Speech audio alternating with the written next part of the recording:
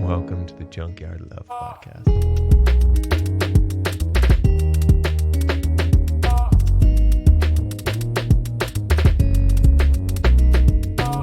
At what age do we learn how to have better conversations?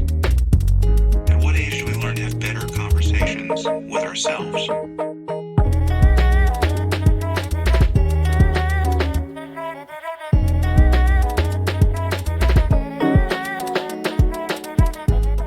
"50 episodes. Today I'm releasing my 50th episode of the Junkyard Love Podcast, and I just wanted to do an intro for it. I just wanted to do a summarization of what I've learned from releasing 50 podcast episodes. I've had nearly 50 guests, a couple triple guests, and a couple more than once. I've already recorded the next 6 episodes. It's been quite a journey. It's been really cool. It's been one of the coolest things that I've ever partaken, honestly.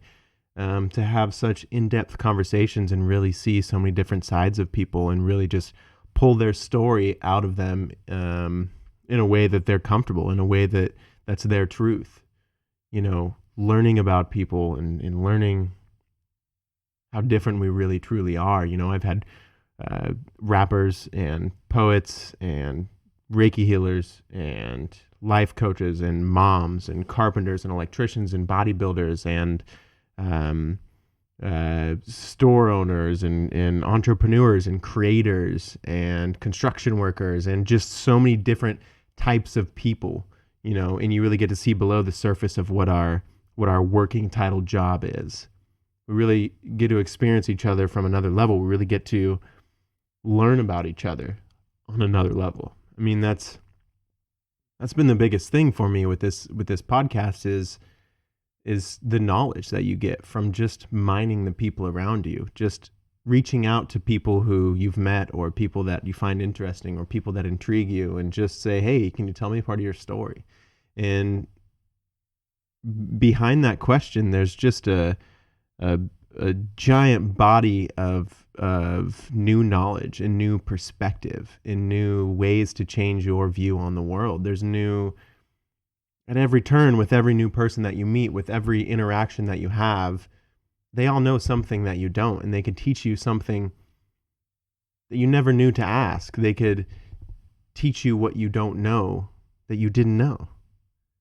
There's so many different versions of ourselves that we bring to the table. There's so many different parts of us that we've presented to the world in different ways through social media, through person-to-person interaction, you know, our work self, our at-home self, our relationship self, our creative self. There's different versions of all of us, and I think learning about it and learning about one another just reminds us how much we really don't know. More information is not always more knowledge, more wisdom, right? But I think when you could really learn from people's perspective and you could learn from what is their message, what have they seen, what have they gone through, and how could I take their lessons and apply them to my own life? How can I mine the lessons and stories that they tell to pull out the best parts for other people? How can we hear things that we've heard before said in a different demeanor or a different tone and have them spark something within us as individuals?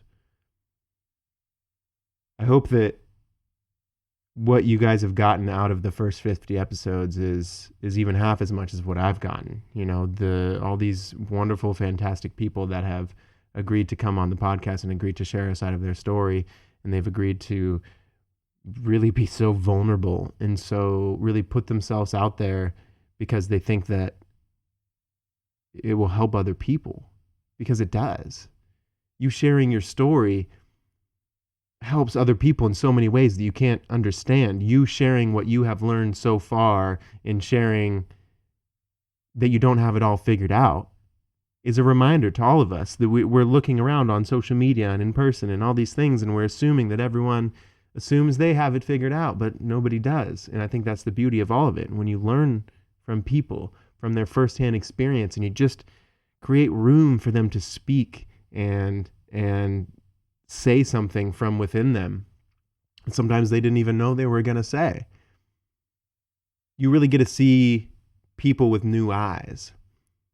We're always telling stories. We've been telling stories. We've been sitting around campfires for years and years and years, for many years as a human civilization. We've always relayed stories, and you heard about this thing through this person. And now we have different ways of relaying stories. We have the bite-sized stories. We have videos. We have movies. We have podcasts. We have all of these things, and it just seems so interesting that long-form podcasts come back around and they can really dig out some interest in us. We think that everything is so bite-sized, and sure it is.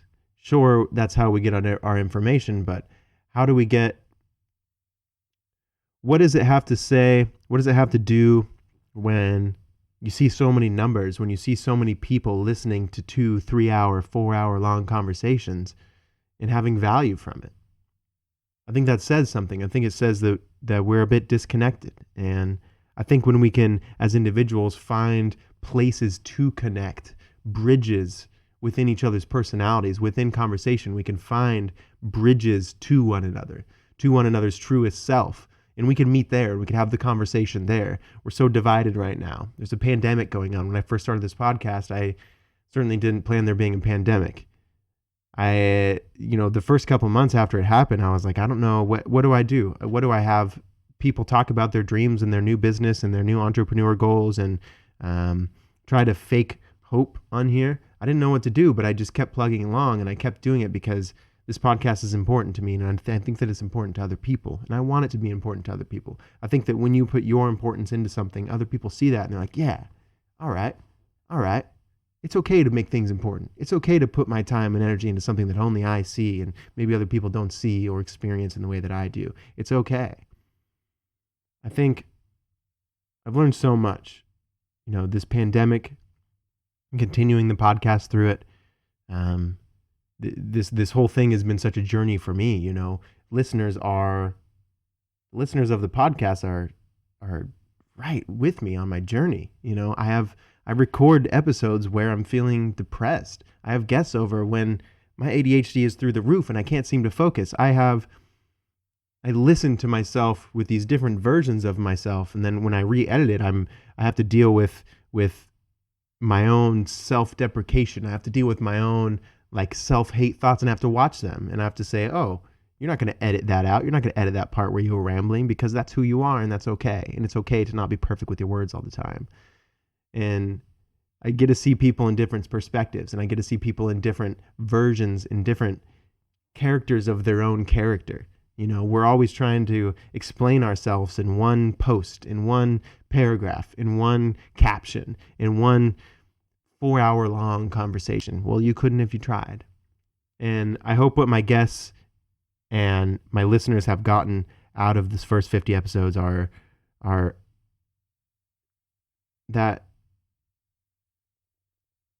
nobody's perfect, really. That nobody's perfect. That it's okay to accept the imperfectness of everyone and realize that you can learn from each individual person. Everyone's perception, everyone's perspective of their reality is filled with gold flakes for yours. It's filled with little ideas and little inspirations and little ways to believe in yourself. It's each interaction with every person that you have, each conversation, there's power there. Everyone knows something you don't, and you could mine that, and you could just speak with them and just leave open room to talk. Just listen.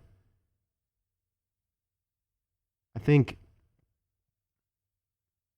what I've learned about the podcast is certainly to go easy on myself. Editing all the episodes, I really listen to how much I'm mean to myself. I judge myself for not being the best at whatever. I judge myself for not being Ellen DeGeneres level podcast host.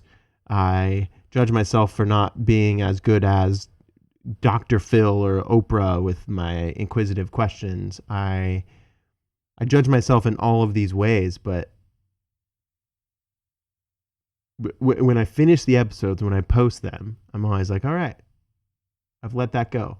I've listened to that part. I didn't edit it out. I didn't try to make myself sound more exact. I didn't edit out the pauses. I didn't edit out the skips. I didn't edit out the parts where the guest even said, hey, you could take that part out because blah, blah, blah. You know, we all have our own insecurities. We all have our own imperfections. We all have all of these things that only we judge. But realistically, the people on the other side, the people who are listening, the people who are watching you, they just see you as you. And when we really give each other space to be you, to experience from our perfectly imperfect individual lens, really real beauty is born there. And I think that the hero's journey, the healing journey that everybody is joining me on is every few minutes there's new knowledge to mine. Every couple minutes, every few sentences to me with this podcast is like, oh man, that's a heater. When someone says something, there's different types of people saying different types of things. But when you're able to say, like, what does that mean to me? What does that mean to my life? What could I learn from that? What are they teaching me right now? Or even look at this beautiful person expressing themselves. What is the true art of this being in front of me expressing? And you could just feel that. I plan to keep going with the podcast. I enjoy it. I love it. It challenges me. It pushes me. It takes up a crazy amount of my time and then returns a crazy amount of my time with just fulfillment. It opens up doors that I never expected. It gets me to have conversations on levels with people that I never thought that I would have. The podcast has been a true blessing for me. And I'm so excited that I started it. So what I hope that you guys have gotten from these first 50 episodes is really just believe in your damn self and just try it. If you have a podcast, if you want to start a podcast, if you want to start being a rapper, if you want to start being a poet, if you want to open your own business, if you want to start a family, if you want to do these things and you're on the edge and you're waiting for someone to give you permission, here's your permission right now. Do that thing that's yelling at you that only you can do. Believe in yourself. I'll see you guys the next 50 episodes. To more. Now, here's episode 50 with Jordenelle, Tsugawa. I hope you enjoy the show. It's very uplifting. Yeah, I do it as my citrus. I have it's like orange, tangerine, lemon, and something else, I think. And that's kind of in the morning when I'm making my coffee, it's like my get things going, get my brain turned on. It's my focus, let's work sort of scent. I love that. It's interesting because a lot of your session was focusing on those areas where those scents align with those chakras. Interesting. Mm-hmm. Okay, so pull this thing a little bit closer to you if you could. Yeah, of course. Is that better?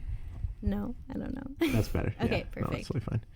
And I could always just beef it up in post as long as I get a good signal from you. So we just did my first Reiki session. Yeah. And I feel, it's hard to describe. I feel just equanimity. Well, that's a nice word. Softness.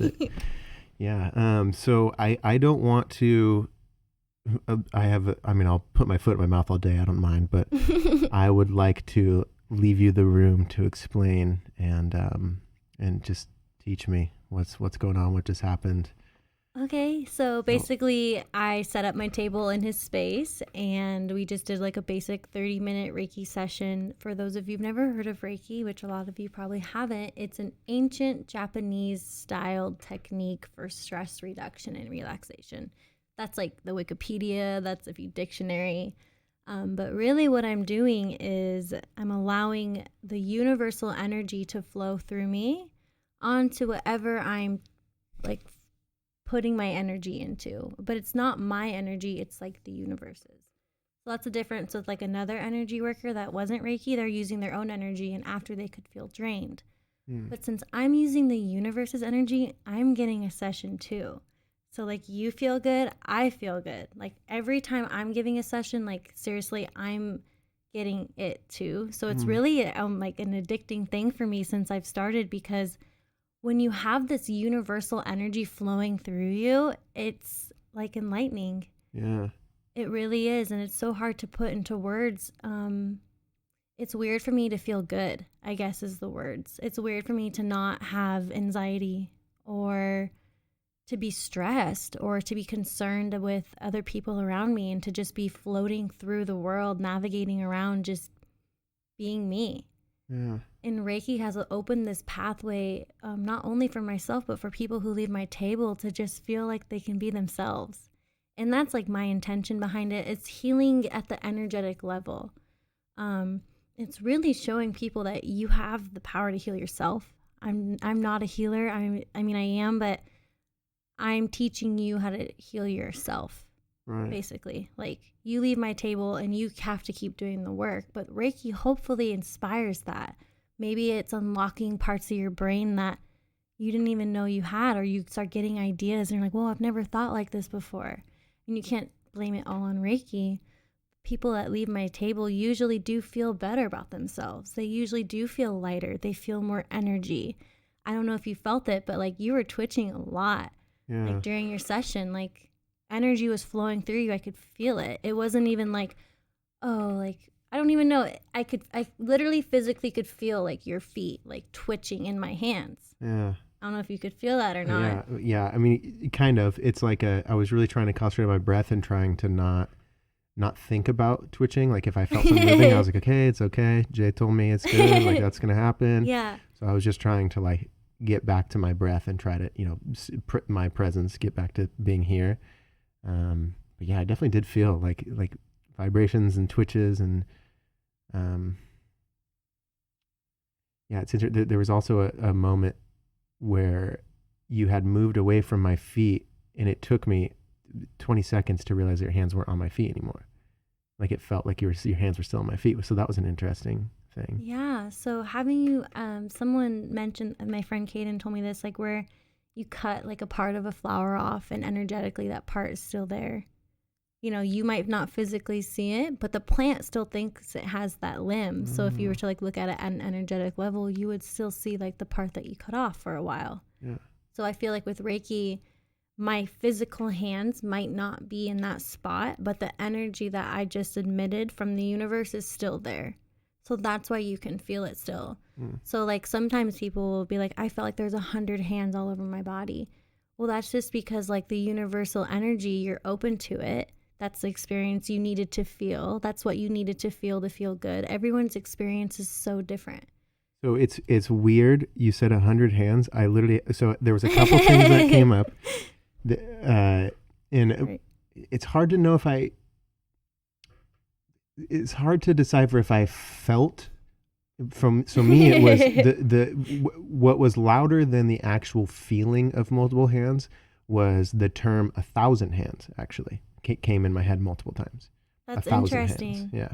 Not 100. And again, that could just be a thought that like, made itself, but, It's probably, for those of you who are listening, it's hard to kind of explain like how you feel after your first energy session, because your body is like feeling energy it's never maybe felt.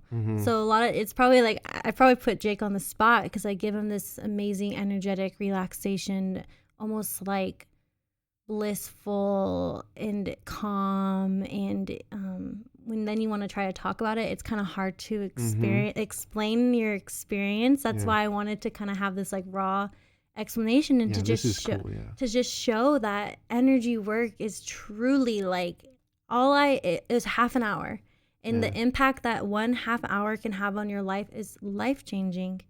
My Reiki sessions changed my life. I've had like a few, and my first one, I was like, I want to do this. I want to make people feel like this.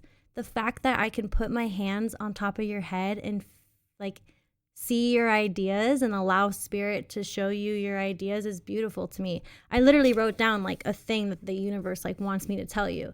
So it's so cool like working with people, because not only am I like using Reiki, but I'm a channel. So a beautiful thing about Reiki is I can get guides can come through, messages can come through, blocks that can come through, and it's really your soul talking to my higher self, which I'm catching and allowing to hear it, because you're giving me that space. You're trusting me to be in your energy so I can see what's in it and I can hear it. So one of my gifts is I can't like see auras, but I could ask what color your aura is and someone would tell me. Right. If that makes sense. So I'm more of like images come into my head. Like I can, that's why I'm really good at manifesting. That's why visualization is so important for me, because I'm always tapping into the future, or no future, I'm tapping into now, but I'm able to see like what maybe you want, like your higher self. And then I'm getting visions of it, and then I'm able to like show you what maybe you can't see, but it's in your energy, because what you want is stored in your auric field. So that's why you attract people that are going to give you that, or you attract situations that you're going to get, because whether you subconscious, unconsciously know what you really want, your deepest desires are in your auric field. And if you honor them, then you're going to start like energetically aligning with these situations. Like you're getting energy work now because that's where you're at in your spiritual journey. It's a huge step to believe in it. I mean, think about 3 years ago, like where people were, or where you were. Yeah, where I was. I mean, I literally remember, I was thinking about this morning, I would literally, and it wasn't that I actually thought about it intricately. It wasn't that I was actually intelligible about my opinion. Right. It was just, I didn't know anything about it, so it's easier to make fun of. I would make fun of people with their rocks 3 years ago. Like, and not, I'm not, I've never been like a mean guy. Like, I'm not like really making fun, but I would throw my jabs just because it's something that I didn't know about. And now, yeah, it's just like something like before the session, I was like, I'm ready for this. I trust you. I was looking forward to this. I was, yeah, it was really cool. It's funny, you know, life is the way that we see reality is always trying to decipher feelings and like the images in our heads, or whatever, you know, words in your heads, however people think. We're always trying to, that's our reality, but we're trying to decipher it in words. We're trying to break it down and make it make sense in words. And words are not enough to describe, you know, feelings and profound, like there's just, words are the best tools we have, but they're not completely a fully rounded, like you can't explain exactly. You can kind of trip around it, and it's enough to where like maybe it'll catch interest, and maybe it'll allow people to be like, oh, okay, that kind of makes more sense than it did at least. But yeah, that's it's how crazy. I feel with Reiki. And it's one of those things where I haven't had anyone question me yet. I mean, I'm sure people are underneath the surface, but I mean, to me, energy is everything. I am an energetic being having a human experience, an infinite being having a human experience. I have a physical vessel that allows me to navigate through the world. But what's moving that vessel? Yeah, my heart, my muscle, but what's telling it to do that? Or like where are my ideas coming from? Right. You know, my higher self, right? Is my higher self inside? Is it up above? Is it in space? Is it in heaven? Where does it come from? You know what I mean? Is our soul infinite? Are all our souls like energetically individual, and we're like navigating around on our own? I think we're all like, I feel like we're just each individual, almost like neurons in someone's mind. And that's why like things are attracting. And it's crazy because there's more neurons in our body than there are people on the planet. There's 10 billion neurons in our body. Jeez. There's what, 7.5 billion. So there's more neurons inside of us. So then think of us as a unit moving around something bigger, because like then that makes you think like you are small, but then it makes you think how important it is to keep your personal energetic frequency high, because we are working as a unit. Right. It really does make a difference. And when I say my mission is to spread love and light, it really is, because each person that I can help elevate their frequency, we're helping the whole planet. It's really so simple. It's so simple. Like we elevate each other, like having these conversations, having these energy sessions. You are in control of your frequency. That is your personal job on this planet, is to elevate your frequency. I don't care who you are. Every single one that's listening, it is your personal responsibility to make sure your frequency is high. I agree. And when you live like that, the experiences that the universe gives you are just, I can't believe the experiences I've had. Because it's like, I'm giving so much to the planet. Like I'm thinking about the planet all the time. Every single day, I'm thinking about what we live on. What's clothing me? What's feeding me? Where's my water coming from? What's keeping us alive is this planet. Mm-hmm. So something that I'm very passionate about is the planet. And I know a lot of us aren't there yet in our spiritual process, but when you start to reconnect with why we're here, your whole life starts to change. Mm-hmm. It's interesting that there's different ways of coming to it, but like a lot of stuff when it comes to like self-healing or spirituality or anything in this realm, it all ends up like reminding you in some way of like we are one. Mm-hmm. You know, it's like you know, I do I've been meditating for a couple of years now, and a lot of times it's just like a reminder almost sometimes Mm-hmm. without even trying to make it be. It's a reminder. Like I'll realize afterwards, I'm like, okay, yeah, I just kind of like reconnected to that reminder that like this is all one. Like who am I without the trees? Who is my, you know, we separate everything to quantify it. We separate, you know, our inner workings, like our heart and our lungs and all these things in there. That's how we're able to conceptualize like what they're used for specifically and how we can repair them. But we kind of almost forget to like reattach them. Like your lungs are nothing without your heart. Your heart is nothing without your vessels. Like it's all one. And you could look at the earth in the same sense, you know, like we wouldn't be breathing if it wasn't for trees. So. And to connect to that, I encourage you to like go outside and name some of the plants in your yard. Do you even know who you're coexisting with? And that's something, and I'm not trying to put anyone down because I just started doing this. Like, well, what are these natural things that are growing around? Like, see, to me, I had this realization 2 days ago. We have so many dandelions. Well, I bet like we all have maybe some kidney issues. I mean, we all love coffee. We probably all drink too much coffee. Well, dandelion root helps with that. It helps balance out these coffee drinkers because it helps with your kidneys. So medicine is all around us. It's not random that we have certain things growing. Like St. John's wort is growing in my front yard. St. John's is like the best thing for anxiety and depression, and it's literally a weed in my yard. Thank you, universe. Doesn't it help? Does it help with inflammation at all too? Probably. I feel it does. Nobody quote me on that, but I think it does. Probably. I mean, maybe inflammation of your nerves because it helps with like anxiety and depression. But it's like if you look around you, Earth is always trying to help you heal. Tune into that. Right. I think the biggest thing for me is I believe in my heart that depression is truly a disconnect from your surroundings. And I think we talked about that in the last episode because it's such a big theme for me. I wake up every morning, I walk around barefoot. I walk into my garden, I eat what I grew. That's the first thing I put into my body is something that I grew. I drink copper water.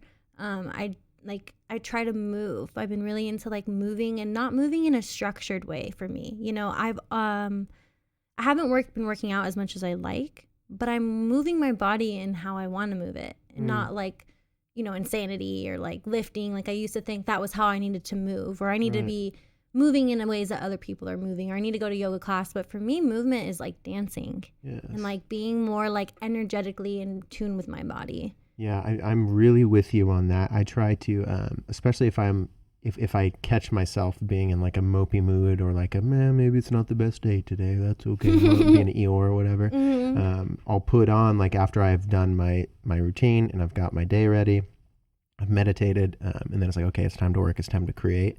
I'll put on like, there's a couple songs that I'll put on and I'll purposely take my shoes off and the intention with that is to just dance around down here. And it's this like, don't try to dance. Don't try to, you know, don't try to do anything that anybody else is doing. Just try to like, you almost, you know, the truth of dancing is getting out of the way so your soul can move your body around, right? Yes. You know, it's, and I think that when people can do that, and it's not an easy thing to like, I think in today's modern age, everything's so like coordinated and we think your podcast just talked about that. Like your individual one where like it's so society has made it normal to not move. Yeah. It's like don't move around weird. People will look at you. Yeah. Like imagine if you're sitting there on a bus and then all of a sudden you start just going and moving your eyes around and moving your face around, people will be like, "Oh my God, that person's about to lose their mind. They're gonna go crazy right now," or they're gonna. But it's like why is it okay for us? Why is it more socially accepted for us to like try our best to never move our eyes and try to like keep our eyes on our phones all the time? Because they want us to be sheep. That's very true. They want you to fit in. They want you to conform. I didn't want to talk about it, but with the mask, it's like no one wants to wear it, but yet we are. Explain this to me.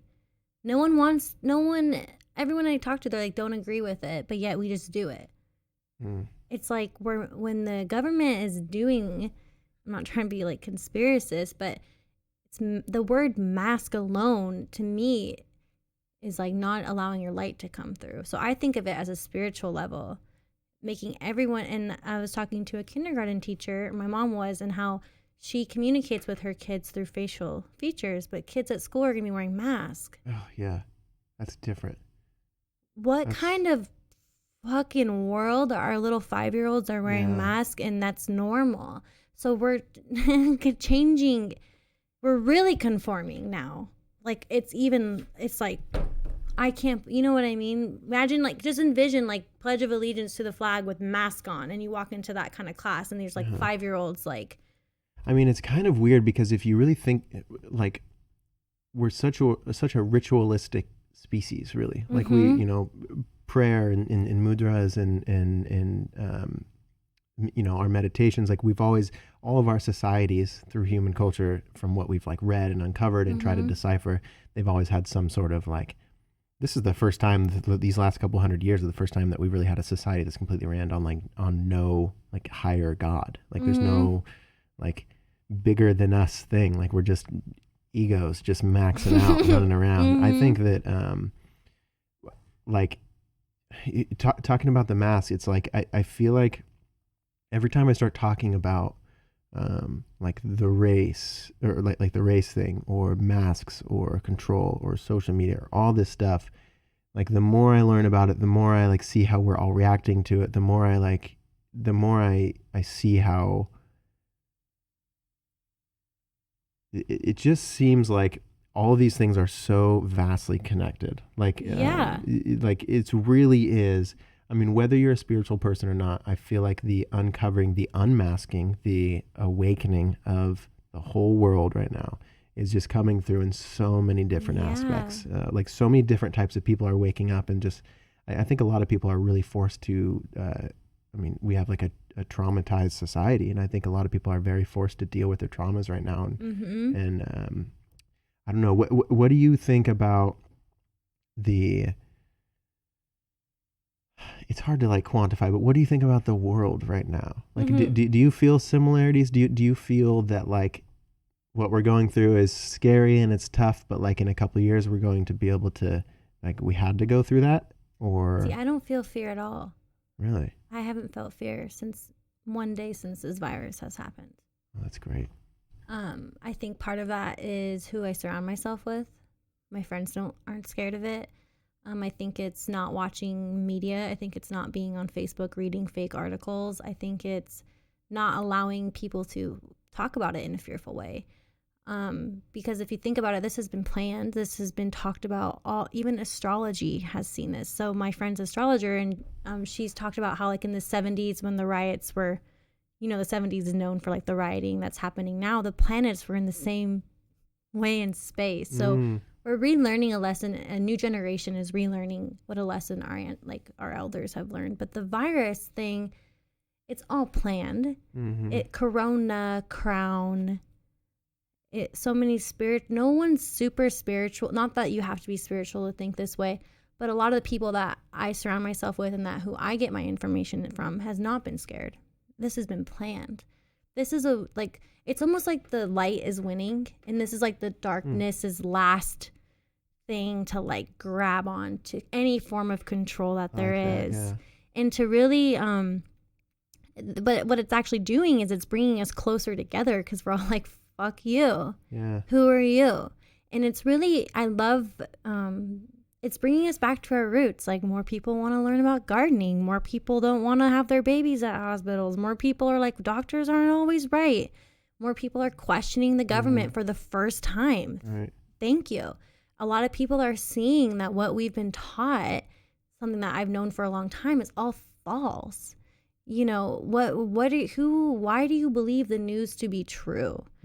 The news is all the same person. Every single different Fox, CNN, whatever they are, NBC, I don't even know them all. I've seen them all up on there with like 12 of them. They're all saying the same script. It's all fed to you to be fearful. If you're fearful, they're controlling you. If you step into your power and you know you can't get sick, if you feel that in your bones, I've never really been sick, but if you, other than hungover, but if you feel it, I'm not disregarding medicine, but I'm just saying, like, when you're scared of something, you're attracting that to you. Fear is at the lowest energy on the energetic spectrum. Mm-hmm. If that's you're fearful things are going to happen for you. Yeah. It's your mindset. This is the thing. 2 years ago, I couldn't sit in a dark room. I would be like, demon, like weird. Like I would be scared. Now I'm like, there's nothing to be scared about. Darkness is just the absence of light. Wait, actually, let's sidestep. What is that? So like, I would have things where, okay, so for example, even down here, it's time to go to bed. It's 4 or 5 in the morning for me. I walk upstairs and then like the light turns off behind me. I would speed walk like through my laundry room. But I don't have that anymore. I feel like once I started doing a lot of my spiritual work, I didn't realize how many years I actually had like a fear of the dark. Mm-hmm. And I don't think it was actually the dark. It was just like a reaction to, I don't know, something. It's primal. Yeah. I think it's like the amygdala, like you're trying. I think it's like that primal thing too. Like people are chasing us, but that's also fearful energy. You know, you realize like you're safe. Right. I think something too though that a lot of us don't think about is we are so powerful. Our minds are so powerful. We create our life. You want to suffer, you're going to suffer. I'm straight up like the time. Why is this happening to me? Because I want to be having this kind of shitty experience right now for some reason. And to just, you know, I still go through experiences, but now I'm just like, okay, what is here to learn? Like I was just talking to you, like, what is the lesson here? Because nothing is random. Every single experience you can have can be beautiful if you look at it like that. Destruction is beautiful, straight up. Like tearing layers of who I thought I was is hard, but it's like allowing me to be the person I've always meant to be. You know what I mean? And we're so scared to like rip off these labels. Right. And it's like, We were rip talking about them that off. earlier, yeah. Like, who are you? Who do you really want to be? And are you embodying that? Yeah. Why not? Like you said that you don't see yourself as an artist, and that's so crazy to me. Like, look at your space. You literally have art written on the wall. Yeah. Like, it's crazy to me that we don't see who we really are. That is just crazy to me. I mean, comparison is the thief of joy. There's a lot of that, but it's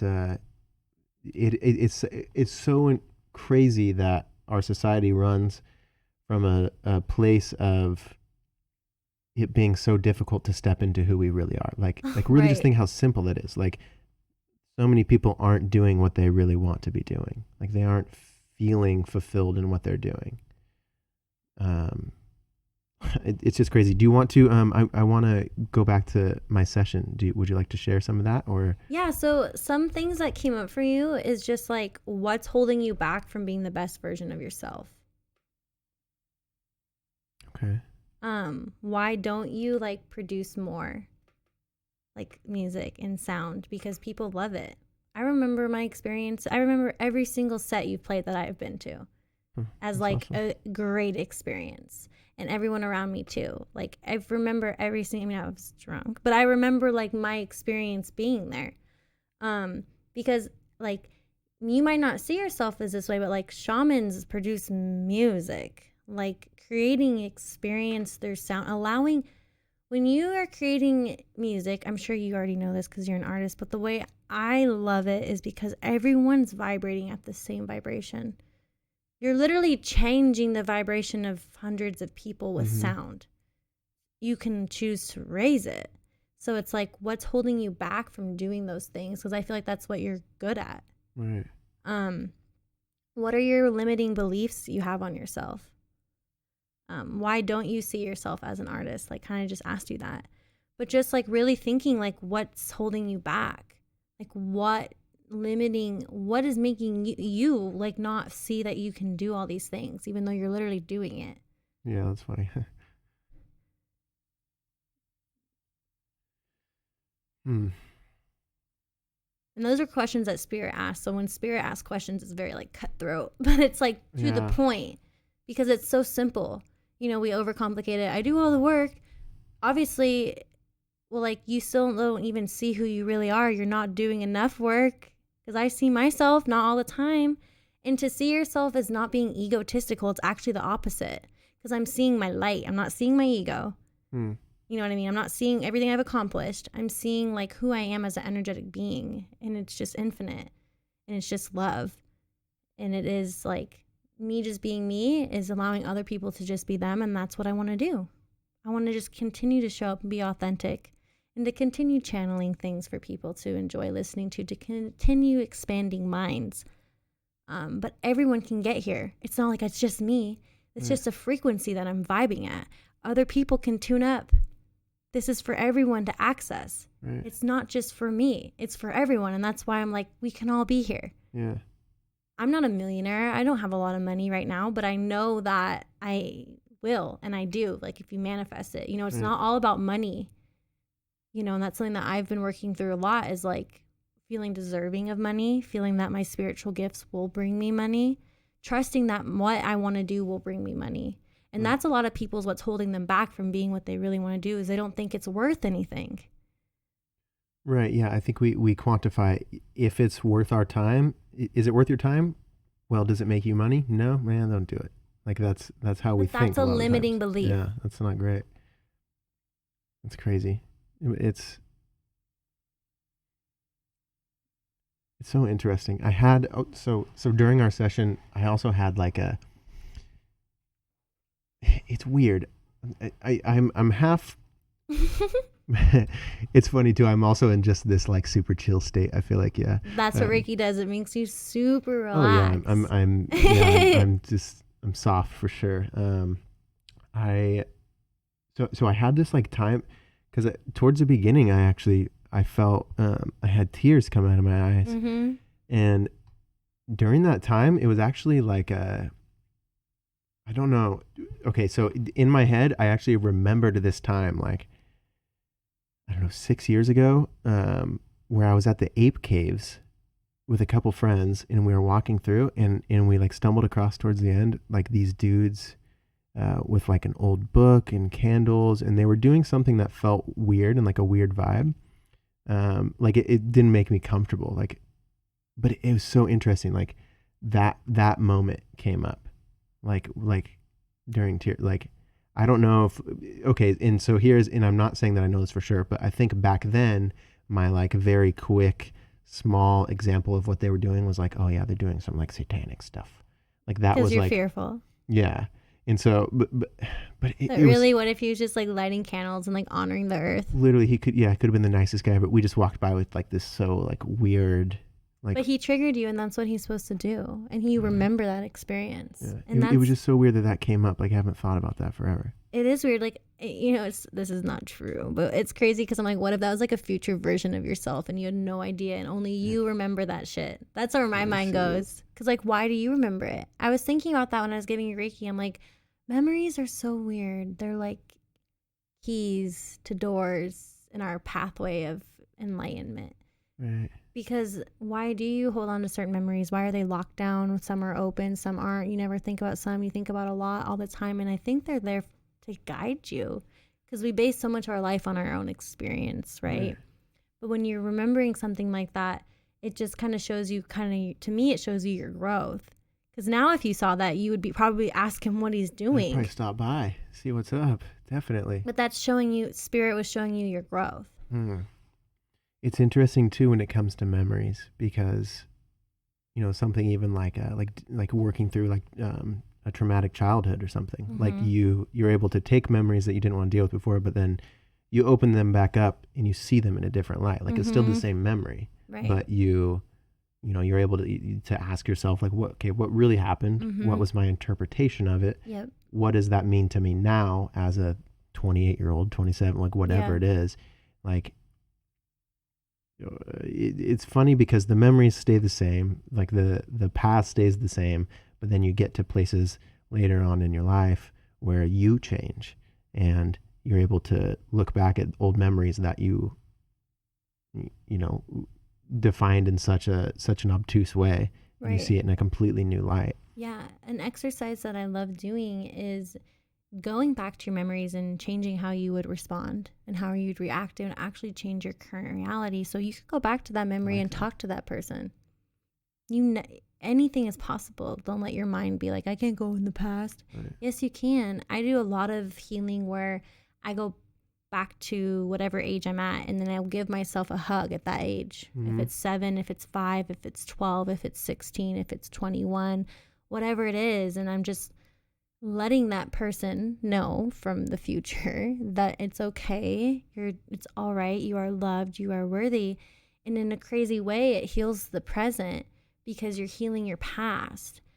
Because your past is happening now, your future is happening now, your present's happening now, everything's happening now, right? Who knows if this is even the present? It's just what our mind is thinking. But I can go in the future like this. I can go in the past like that. Is it happening for me in that moment? It is. So if you choose to go in the past, usually that causes depression. That's what we do. We get stuck. Yep. Stuck, depression, can't move, can't change because you're in the past. No wonder you can't change. You're not in the place to change. You have anxiety. You're in the future. Yeah. All the possibilities. Oh my gosh, if I do that, that's anxiety.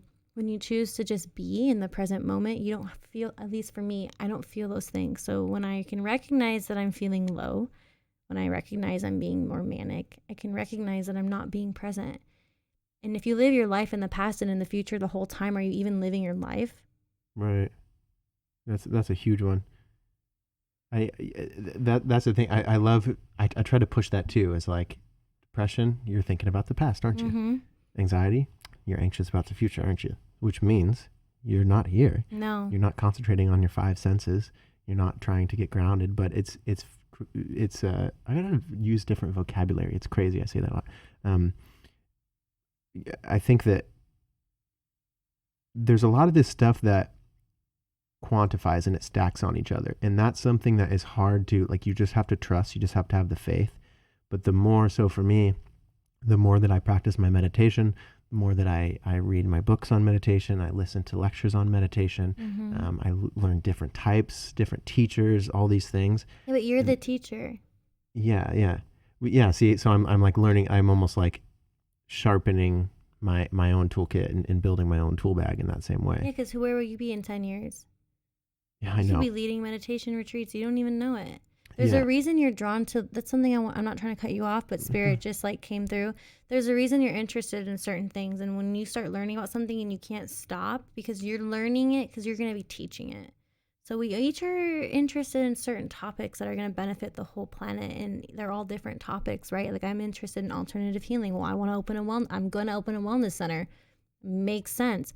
Why am I connected to all these different healers? Because they're going to be there. It's going to be a coexisting place. Everyone wants this center. Everyone in the world wants a wellness center where we can just be and heal. It's a universal thing. And the reason I feel like you're so into all these things is because you might be the teacher. You might be coming up with the meditation tracks I'm listening to on YouTube. You might be the best in the world at it. You don't even know it. So there's a reason that you're super drawn to it. It's not random either. You know, we can be like, oh, I'm really into it because it's helping me. But you have the ability to help others through your experiences, especially by talking about it with other people. Yeah, I mean, I stumble into it by like helping myself. Like originally, like just like, dude, I want to not be depressed anymore. Right. And then over the months and the years, like it ends up, you just inevitably open a door to spirituality. Like that was not what I was aiming for. Right. It was just, I don't want to die. Like, yeah, straight it was just, up. So you just start like fumbling into these things, and it's, it's crazy because it's crazy to want to feel the want to be here. And that's straight up a fact for me. It's crazy to want to be here on the planet. Like, I'm not kidding. Like, that's not trying to be suicidal in any way. But I, for most of my life, did not want to be here. And it's not like, oh, like, I hate my life kind of thing. It was like, I just don't vibe with a lot of people here. I don't vibe with a lot of morals. I don't vibe with the suffering. I don't vibe with how we're poisoned. I don't vibe with the societal functioning norms of how people choose to live their lives. I don't vibe with a lot of people. I can vibe, but like my morals are just so different than so much of the planet. It's really uncomfortable for me to be here, especially being a starseed. I'm not from here, so it is uncomfortable for me to be here. And I think a lot of starseeds that don't know they're starseeds don't usually want to be here. Yeah. You know, we like signed up and we forgot. And we're like, I don't know my gifts. Help me. What am I doing here? I forgot why I'm here. It's getting stuck in this life is happening to you, not for you. Exactly. And then shifting your mindset and then honoring that you're here to change the frequency of the whole planet. It's like, oh, okay, cool. I can do that. Yeah. Now I know why I'm here. And once you start knowing why you're here and embodying that, you can maneuver better and you can utilize your time and be like, it's a gift to be on this planet. Right. So many souls want to be on this planet. You think 7 billion is it? There's so many souls, it's infinite. So many people want to be. This planet is beautiful. Straight up. There's not a lot of planets that look like Earth. There's not. We haven't found any. That's what I'm saying. Like, we are so blessed. We have water, the animals, the bugs, the birds, and the more... It's all this perfect. Like, we couldn't exist without all of those things. No. Like, take away all the mosquitoes, well, eventually the trickle down of the birds dying off or whatever it would be. It's all we're connected. All one, yeah. It's like the bees die, we die. Like, that, it's straight up facts. Yeah. And it's just crazy to me how people don't... It's just, that's what people are missing. Is really they're missing the connection to the earth, which we live on and reside on. Mm-hmm. And I believe that in my heart. If you feel disconnected and if you feel depressed, please go to the forest for just 10 minutes even. No phone, even no humans, and just be. Mm-hmm. Like, how often do you allow yourself to not be seen? You know, we're talking about that being seen sometimes is uncomfortable. Well, a lot of us can't be ourselves because we're seen all the time. Mm-hmm. What if you can unsee yourself and just allow the forest to show you how beautiful you are? I think that's very important because we'll use the example that we used earlier. So think about, listener, if you go to, you're going back to your families for a holiday. It's Christmas and, it's, all they see is the 15-year-old version of you.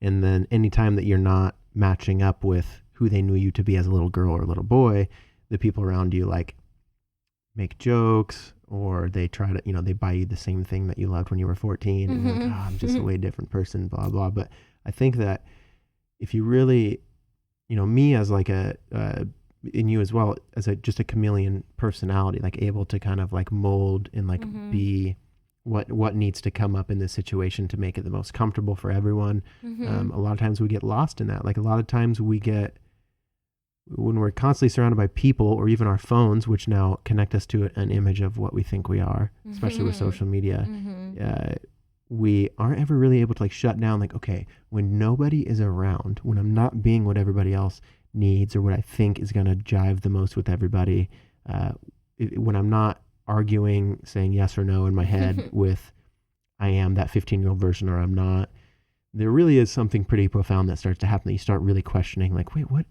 do I care about? What do I want to think about? What do I want out of this life while I'm here? Like all these things. I think that getting out, especially in nature, take your shoes off, yell as loud as you can, like just go out there, like just give yourself an hour, give yourself something. Just I'm going to go out here and I'm going to do this and I'm not expecting anything. I'm just going to see how it feels. And, I think we're so connected to technology and our busy, busy world that just that alone would be pretty profound for a lot of people.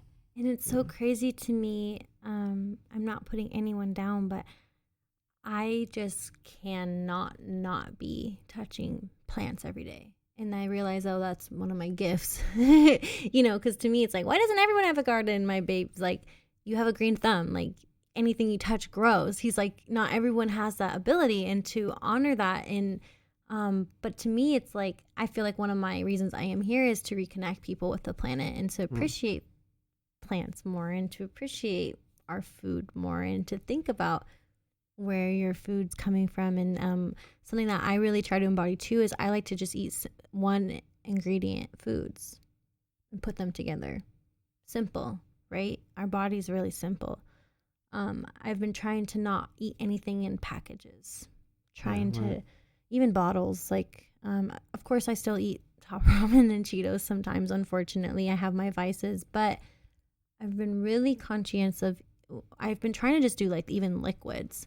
Like just allowing my body to not be so focused on digesting food all day. Right. And to just feel what it feels like to be an energetic being. When you always have food in your body's working. It's digesting, right? It's like...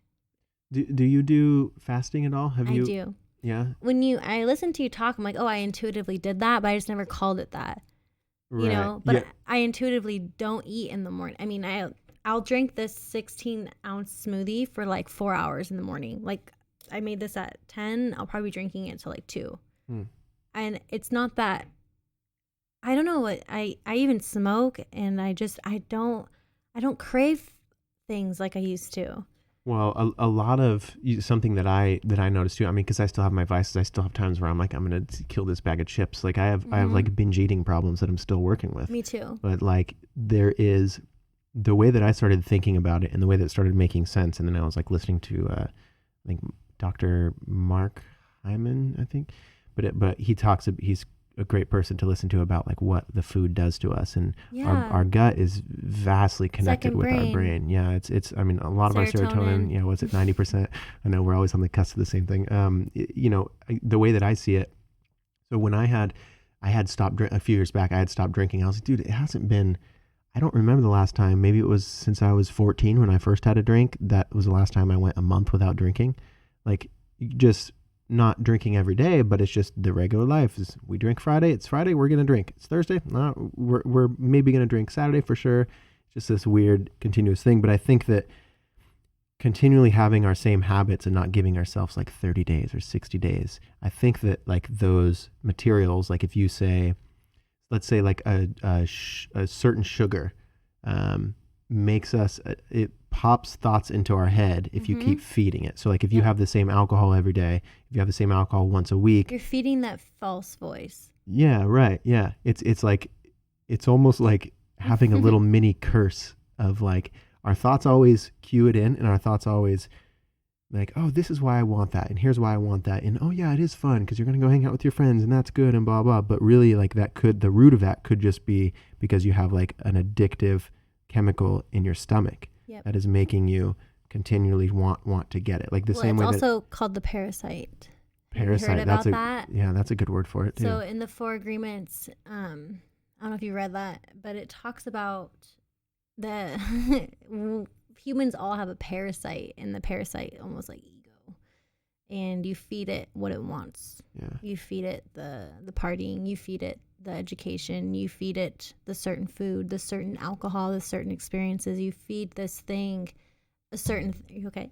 No, I good. Okay. But like, just it's called a parasite basically. So yeah, with like your body wanting certain things, your body wants to actually heal. It's just some things in your body are creating chemical reactions, chemical responses, creating false thoughts.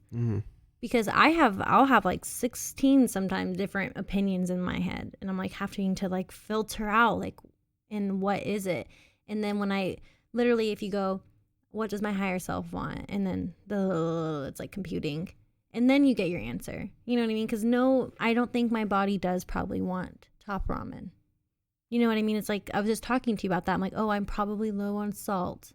But this is just what I see right now, so this is how I think I need to eat. And I struggle with binge eating too. I just never like really started looking at it until recently, because I will eat a whole bag. I don't just eat a half or like a handful. Like I'll consume. You'll pass that halfway point of like, I'm like, I might as well finish. Yeah, and yeah, I'm already halfway. I might as well just eat the whole bag. Yeah. What's the point? I'm not just gonna leave this much left in the bag. Literally, like, what a weird thought. But it's like but then that's like allowing you to finish it and justifying it. And then my boyfriend's in bed. He's like, "Can I have some chips?" And I'm like, "More chips?" Seriously, like ate them all. Like, and I'm not even consciously aware of it. And thankfully, lately, I've just been like, I don't need to eat all of that. What made me think I need to eat the whole thing, and I've been realizing that I don't need a lot of food to be, I'm not, and maybe if I'm working out, but I'm really not, I don't need that much anymore. Yeah.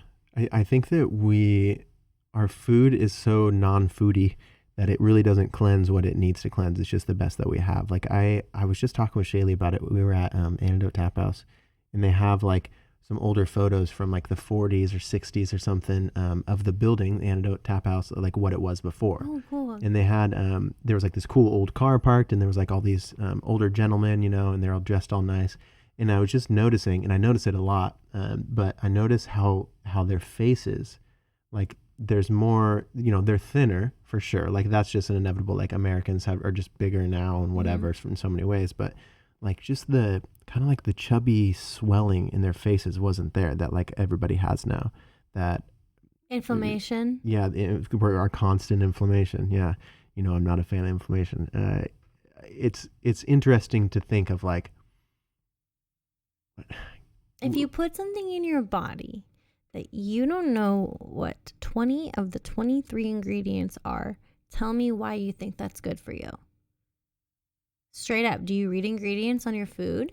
Also, fun fact, the US FDA doesn't require food companies to label everything that goes into the food. They're also allowed to change words of sugar into alternative words so you don't know it's sugar. They'll break it down. There'll be 3 different ingredients. You're like, what are those? And then you look them up and you realize it's just sugar. They just broke down 3 different parts of sugar. Or I think there's like sugar. 22 different ulterior names for sugar. Sugar-free. Sugar-free causes Alzheimer's. So really, realistically, you're craving sugar. I tell you what, a fucking mango, some strawberries, blueberries, raspberries, you won't have that. We just don't want to eat healthy sometimes because it's too much. It's too hard to cut that. It's too much. What's too much for your health? Right. Well, so let's think. Joe Rogan talks mouth pleasure. He says that word. I love when you talked about that because I'm like, fuck, dude. It simplifies it and you're like, oh, okay, that is what it is. And you have those little battles where you're about to take another bite and you're like, is this just mouth pleasure? Is this just, but I think that the way that, so like even the FDA, if it's okay, it's safe for humans. I'm pretty sure that the FDA, you just have to test it for 6 months. And in 6 months, as long as it didn't kill them or have any adverse side effects, then you're good. Release it to the public. That's with medicine too. Yeah. It's oh my gosh. And I think that it's just the way that we're poisoned. Yeah, we really are. We're poisoned and we go to the doctor and we get more poison. It's an endless cycle of poison because you're controlled. Your minds are literally controlled with your food, with your water. They don't want you to feel good. If you feel good, you're not in their control. You don't need them. You don't need their food. You don't need their medicine. You don't need their knowledge. You don't need them. And when you're at that point, you're the, my whole life I thought this way was crazy. They're the crazy ones. They're not eating meat or cheese and they're being naked in the forest with candles. They're crazy. No, they're alive. Yeah. It's crazy how we, like, I thought about that when did I tell you about my experience with the naked bike ride? I didn't do it. But I saw it. And it literally, like, in that moment, I hadn't really thought much about it. Like, I didn't think yes or no about it. But me and my friend Jessica a while back ago, we saw it and went past us. We're in Portland. And we stood there for 20 minutes, 15 minutes at least, and just were watching it. And like, oh my God, it's crazy to think that we think these people are the craziest mofos ever. But clothes, like, do monkeys wear clothes? Like, do any other species wear clothes? It's because they made the women so sexualized. Right. They just over-sexualized us. And then they make us feel bad for being sexual. It's like, am I being sexual because I'm wearing this? Or are you just, like, prone to think that because of how society's taught you? Yeah. Women, you shouldn't feel bad to dress how you want to dress. Because we are goddesses. We literally, souls come out of our vagina. Yeah, that's crazy. Like, that's so we are intense. portals. Like, we are women. No offense, Jake. But women are powerful. Yeah. You shouldn't feel like you can't wear this, you can't wear that because you'll get sexualized. You know what? It's like we are the power. Like I literally was talking to my friend, like, souls come through us and enter our bodies. Right. We are a living portal. Right. But men in the government, they know that and they fucking try to, like, suppress the women and they try to, like, that's the problem. A lot of it is a masculine feminine war within ourselves, within the planet. Like, there's no balance. Everyone could use some more feminine energy, in my opinion, and powerful feminine energy, not like the nurturing, like the powerful feminine energy of, like, yeah, we do bring life onto the planet. Like, we do matter. I feel like women have been suppressed so long. Right. Look at women half the women on the planet can't even show their bodies. They get stoned to death. They can only show their eyes. Women's clits are getting cut off in some countries. Yep. Like, women, if you don't know these things, like, if you're a woman in America, fucking be proud. The fact that you can just be, the fact that you can talk, the fact that you can drive. I think about that all the time. Oh, fuck America. No. We have so much freedom. I mean, our government sucks, but we're safe to be a female. Right. If you compare it to a lot of places, like, oh, your ankle showed, you're getting thrown in the chokey. You're done for. Really? That's Like, really how it is. when Dane went to Jerusalem, he was talking about how, like, if he waved at a woman and a man saw a man wave at her, that she would never be allowed to get married. Oh my gosh. That's crazy. And Dane That's doesn't know. He's like trying brainwashing. to just like talk, you know, and He's just ruining marriages left and right. waving at yeah, all they're these- like in the middle of like the river though. They're like on a kayak, Oh and my these God. girls are on a kayak, and like the guide's like, "Oh, we can't, you can't talk to them. And, like they won't, no one will marry them because another man saw them." Well, so imagine how we act different, like as we go about our lives and we see people we make eye contact, we wave, we do whatever. Imagine like how different their entire 24-hour day is. That's what than I'm ours. saying. Like they No one they fucking don't look look at up. me. They just, I mean, and look at, so depression, for example, like think about someone with depression is their shoulders are forward and maybe their head's a little down, their posture isn't lifted, their chest isn't super exposed, their throat and their neck isn't out. Yeah, they're crunched in. And so imagine walking around for fear of accidentally making eye contact with a man. And to feel that we feel that too because we're all connected. Yeah. Well, that's why for me, like, it's so important for me to share my voice. It's one of my gifts. Channeling is a gift. Those of you who can talk and want to talk, or those who need to write. I read this thing. It's like, how many books are not getting published because of our fear of being heard or being seen? But like we need to share and express our thoughts because they can change people's lives. Mm-hmm. And to talk for those who can't, straight up, and to spread awareness for the issues that are going on, not just the ones that we see in our immediate little zip code area. Like, look outside the box. Like, there's so much going on. Like, yeah, the virus thing, but dude, like, straight up, there's people, like, villages getting cut down and slaughtered, and like, not to be negative, but just to really realize that some people have it so much, Right. like, fearful, and like to realize that our lives maybe aren't that bad. Yes. Yeah, I agree. I mean, there's so many crazy things going on. Like there's, at any point, especially now, like the last, year, like during this pandemic, everything's like worse. Like Australia burned up, all these animals gone. Like there's countries where we're on the edge of having 12 million of them without food next year. Like these sort of things are all over. I mean, we want our specific things, and over here, Oh my gosh, you made my coffee wrong. Oh my God, what? Right. I get like that though. I'm like, and it's like, wow, they made a mistake. Like, let's just be nice and tell them.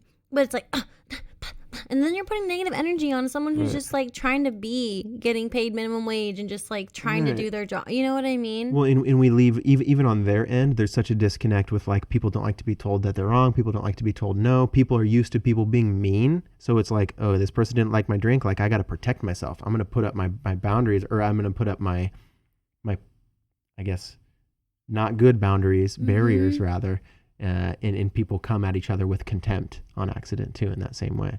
I think it's interesting how quickly people allow other people's reactions to control their current reality. That's a huge one that I've been working on. I feel like I think it's like a something theme. improving. Like, so someone says something to you and their intent might have not been to make you upset, but now you're upset. Instead of allowing yourself to react, allow yourself to respond and to think, why is this making me upset? Why does this make me want to react instead of not respond? Obviously, this takes time. I'm still working on this lesson. Right. But something I'm realizing is I think about Buddhists and I think about monks, and they're not screaming at each other. You know what I mean? Like, they don't, you could tell them their mom died and they would probably like understand that. Mm-hmm. You know what I mean? This is the way. This is the This is way. what I'm experiencing Their now, I suppose. tranquility. Yeah. And I think we react sometimes because it's expected for us to react, or sometimes like that's just what we've always done, and it's a defense mechanism to react. If I react this way, maybe they'll stop. Yeah, I'm just trying to protect myself. Like I won't get yelled at if I yell louder first. It's a weird thing. But it's like, why can't we just both like chill down and just communicate and feel like we're both being heard? Because I don't know about you, but when I'm yelling at someone, they probably aren't hearing me. I don't even hear myself when I'm yelling. It's like rage. Yeah, nobody's listening when you're yelling. No one's listening to you. It's actually doing the opposite effect. And you wonder why nothing's changing in your relationships. It's because you're not changing how you're reacting or responding. Yeah. I mean, I think a huge thing is I had recommended it in one of the podcast intro, but Anthony DeMaio has a book called Awareness. And it's a lot of stuff that like any of the spiritual teachings, anything that like I feel like that you or I would stumble upon, there really is this thing that's like, awareness is such an important tool. It's like the first thing. It's like just to see like awareness. Am I getting mad? Oh, am I being overly emotional? Am I in not feeling shame about it? Because when you feel shame about it, you That's like buckle bad. down on it. You're like, You fixate well, on of course, it. here's why, and you find an answer. But I feel like if you're like, I know that honestly, I don't really want to. I mostly really never want to be mad. Like, Right. I wanna be logical, and I wanna like not have my emotions catapult me and put me in a chokehold. So I think that when you have the awareness, that's a good book, Awareness by Anthony DeMaio, if anybody wants to check that out. But it just kind of shows you like all these little moments where we're just on our 95% subconscious autopilot. You know, we're just doing the same thing. I think that's part of like doing something you don't want to do though. I think it's part of it. I was just talking about waking up for a job you don't like, packing your lunch for a job you don't like, going to a job you don't like, spending your time 10 hours a day somewhere you don't fucking like. You think you come home, you're going to want to like, you know what I mean? Yeah. When you're giving a lot of your time away to something you don't care about, the time when you're not there is probably not going to, that's my reality anyway. When I was working, you know, for say as a nurse, I kept trying and man, it's just not for me right now. I haven't found the right path. I haven't found, it's just not something that I thoroughly enjoy. You know, I thought I wanted to help people and I do, but not in that way. I kept forcing it because everyone, you know, you went to school, you know, you did it. You're a nurse. It's a cool thing. So many people want to be a nurse. I'm like, Right. That's great. That's their experience. Yeah, that's not your life. I'm like, but the thing is, it doesn't really make me happy. It makes me stressed. I have anxiety. I have PTSD from so many experiences of babies almost dying on me. And it just gives me anxiety. I don't want to be that person to be in control of someone's breath.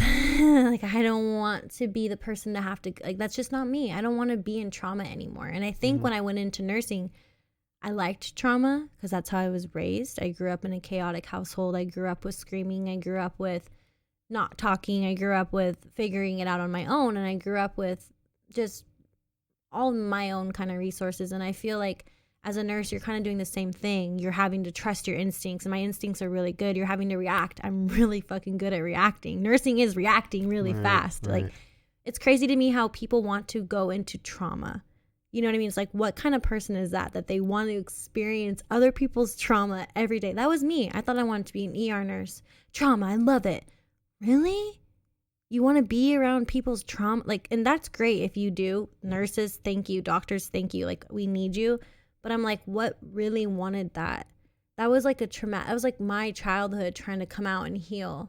Like, I was comfortable in trauma. I liked it. I like being the person for people to come familiar, to. Yeah, but it was like trying to heal my own trauma. And then once I like was in nursing school and I was like, this is too much energy for me. I'm so sensitive. I can't be around this. I can't be in a hospital. I couldn't be even I couldn't even have one client I got to. I couldn't take on that energy because I just am not good yet at protecting my energy for 12 hours. And for me, a nurse and who I really am are two different people. So I was constantly battling myself. And when you're battling yourself, trust me, it sucks. Yeah, you don't know who the fuck you are. Yeah, I mean, I think a lot of people go through that.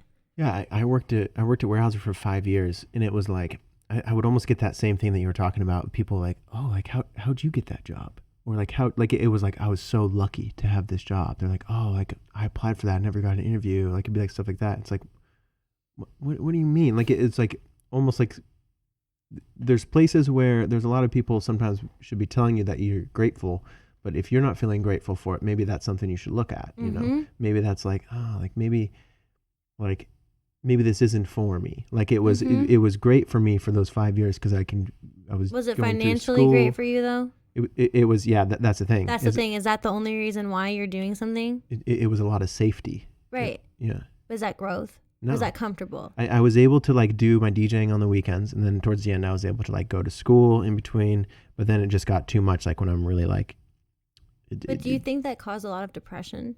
Oh, doing something you don't want to do. One of the most primary causes of my depression. So cutting that out allows you to heal. Yeah. That's how I feel with nursing, though. I started healing, right? Like when I quit warehouse, or like stuff got way darker for a couple months, and then, healing starts coming out.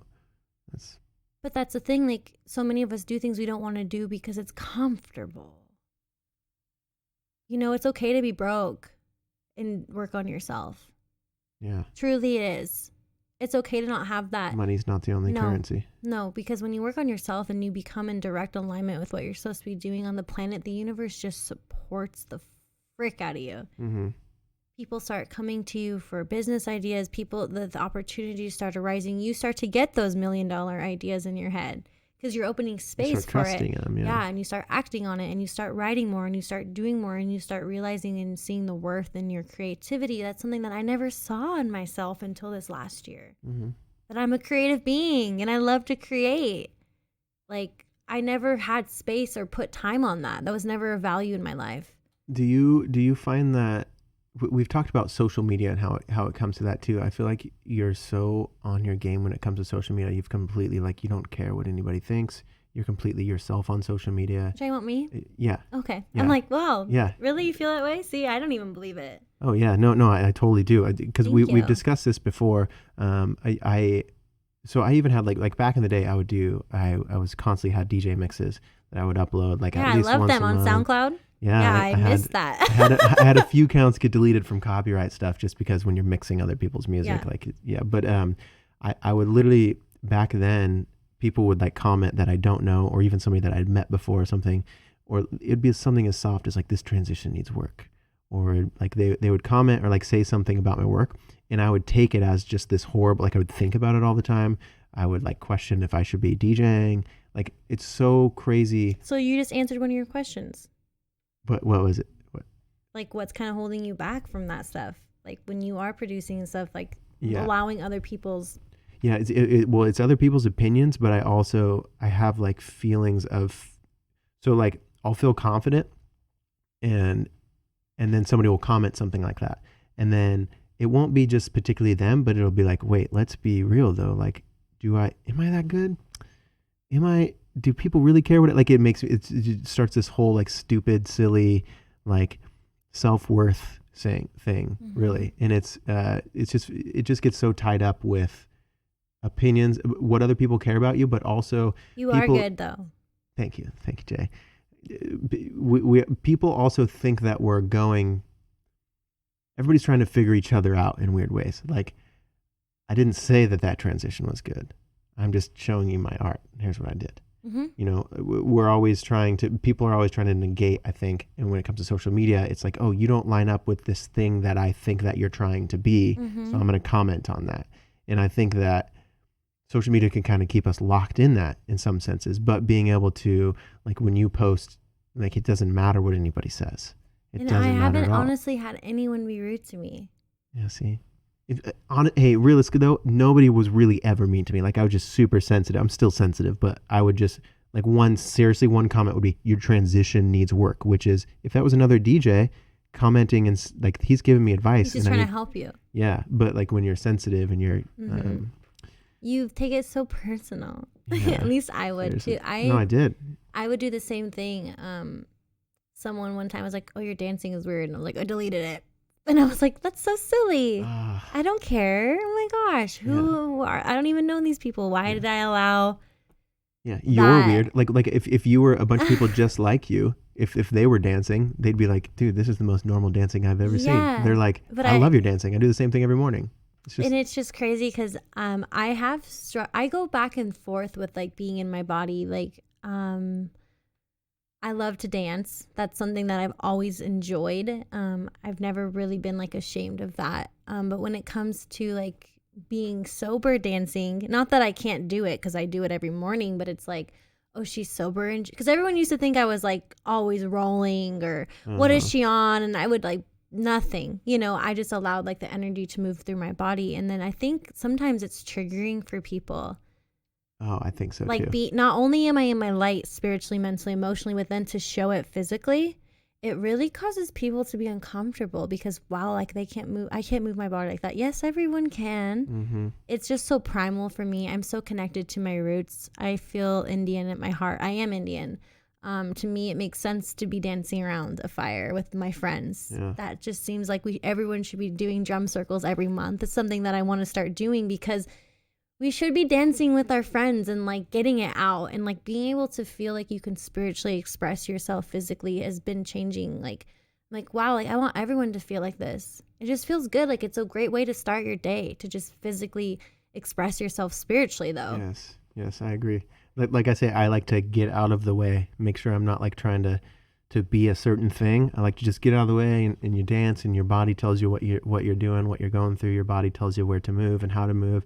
And then afterwards, there's this light feeling of like, of course, you just moved everything around your body. That's great in a million ways. But there's also this like, oh yeah, I was taking myself too serious. Like, big deal. Yeah. You know?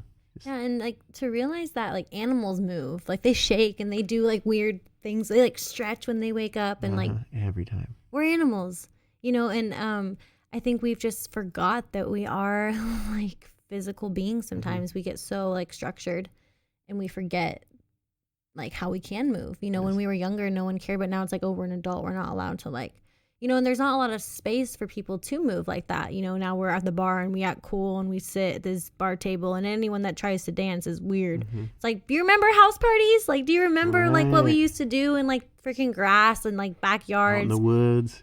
But like, that's weird. You know, it's like, that's not there anymore. It's like, why do we shift out of that? So I sometimes get a little confused when I see like the social media apps, like TikTok, for example. Like, I like that it's getting people dancing, but sometimes, so like a lot of times people come to the bar and I'm playing, and they'll request like a song that they know all the moves to.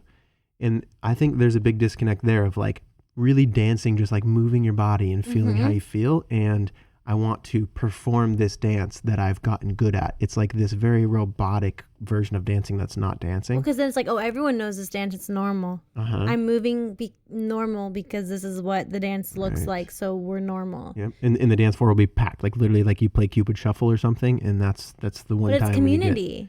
Yeah. Even though I'm like, I don't know, for me, like I like to just move my body naturally, but it's because people don't know how to move their bodies. So it's like when something comes on that they do know how to do, it's like, oh, wow, everyone knows this song. This is how we know how to move. It's normal. Right. You know what I mean? It's like those songs like Soldier Boy in like 7th, 8th grade. Like everyone would dance because everyone knew the moves. So it's like, oh, it's normal to move.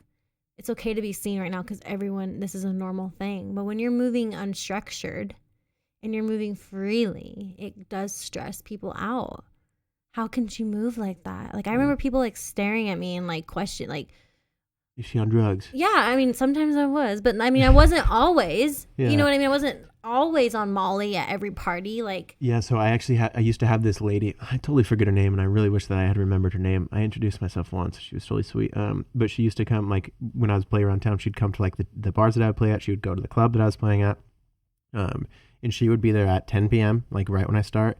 And she would be sober. She'd drink either like a soda or water. She would be by herself, no friends. Like, she would come out, she'd have one little table. She'd put her drink there in her purse there. And then she would come out and she just dances. And she doesn't look around. She doesn't care what anybody else is doing. She's just closing her eyes a lot of the times. And I remember like I would hang out with people who I should have been more protective of her now that I think of it in a sense. But I would hang out with people who would say that exact same thing. Like, oh, she's a meth head. Or she used to be a meth head, so she's out here being a weirdo. Like, just absolute judgment on this woman for being the only one on the dance floor. When realistically, it's this triggering thing in all of us that we wish we were that one person on the dance floor first. I always try to be the first. I don't give a fuck if the music is vibrating high, because at least for me, like when you're playing, it is very like spiritual. Like you're putting your heart and soul into it, and like I do know you, so it's like obviously more fun to support you. But like music is meant to dance to. Like straight up, like music is meant to create. And when I was actually touching your hands, like melody notes were like flowing out of them. That's cool. So it's just crazy because you're like supposed to produce music. And it's crazy to me that you're not doing more because you're supposed to be doing that. You've been doing that your whole life intuitively. No one taught you. The gifts that were taught, you might have been. You ever hear a song and be like, maybe you wrote that, like that person's dead and like you don't, you know what I mean? Like you've probably been making music your whole life, your whole existence. Yeah. And you have no idea. Like there's a reason that you are naturally good at it. And there's a reason you don't think you're good at it because you really are good at it. That's so complicated. I get that though. It is funny because Then you're always trying to improve it. yeah, I'm always trying to, it's so silly. I'll sometimes I'll compare myself, like I'll hang out with people who are like really good at being musicians, really good But at you playing guitar. can't think they're really good unless you're really good.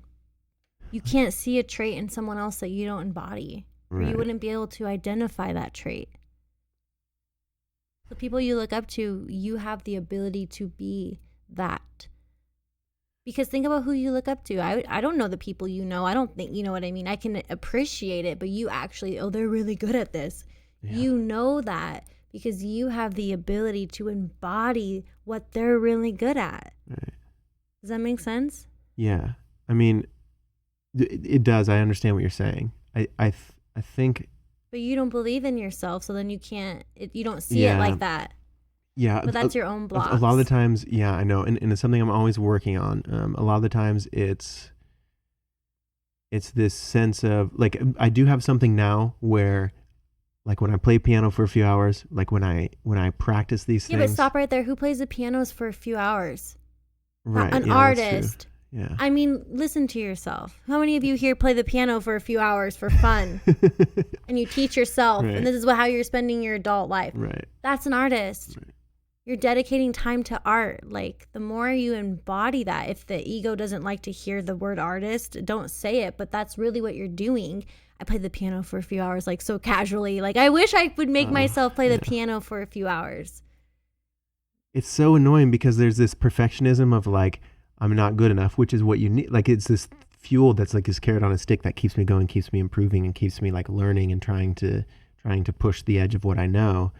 But it's funny. I don't know why I tangle myself up so often, because I have musician friends who I hang out with, who I look up to, who I think are so much better than me in every single way.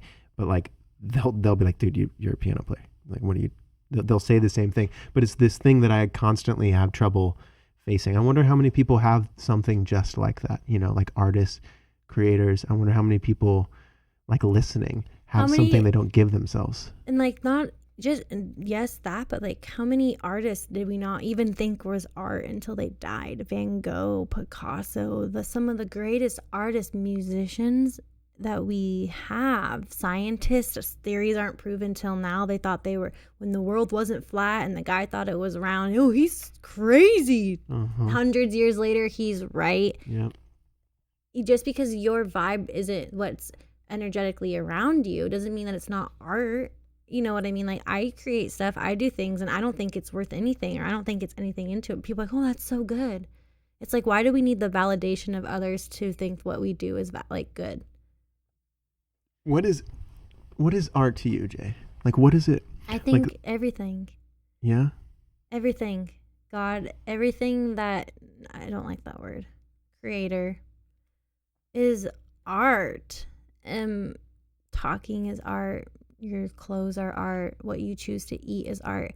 But that's just how I live my life. I try to embody art, because art is beautiful. Art is love. I cut flowers, art.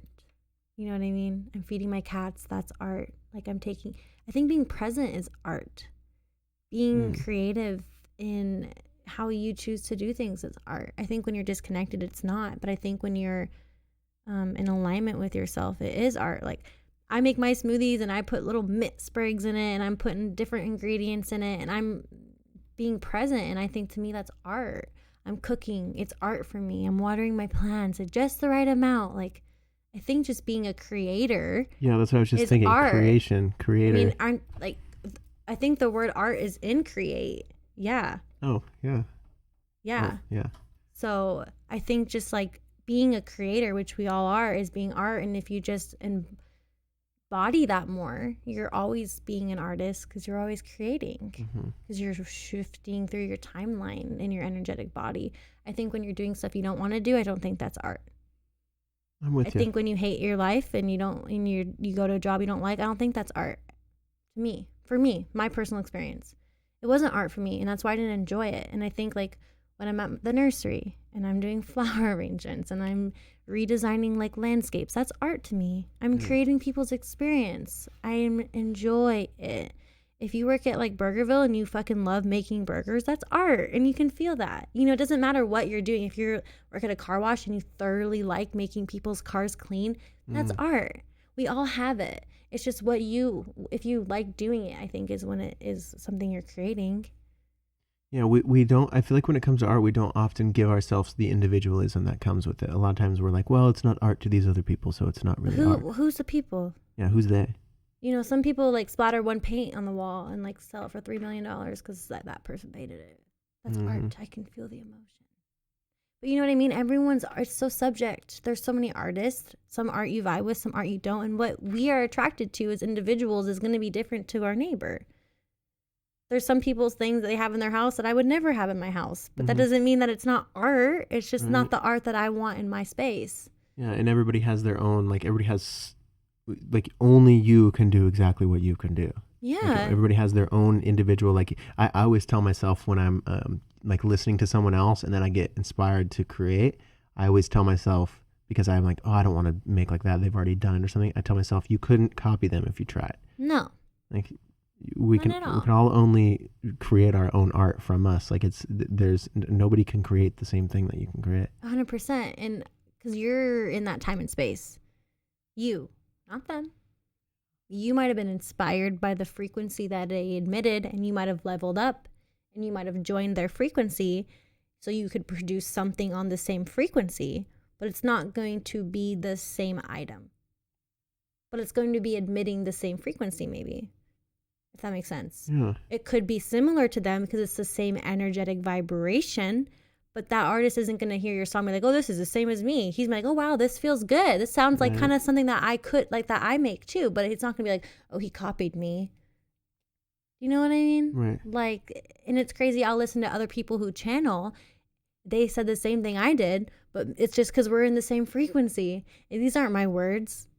If you identify, if you identify yourself with what you say, I don't. Yeah. I'm just a channel. Dude, you don't know, even right now, like you don't know what you're going to say. I don't know what I'm going to say next. I don't plan it. It's just flowing when you're an open channel to it. Especially after Reiki, all your channels are opened. You're allowing universal energy to just flow through you out your vessel. Yeah.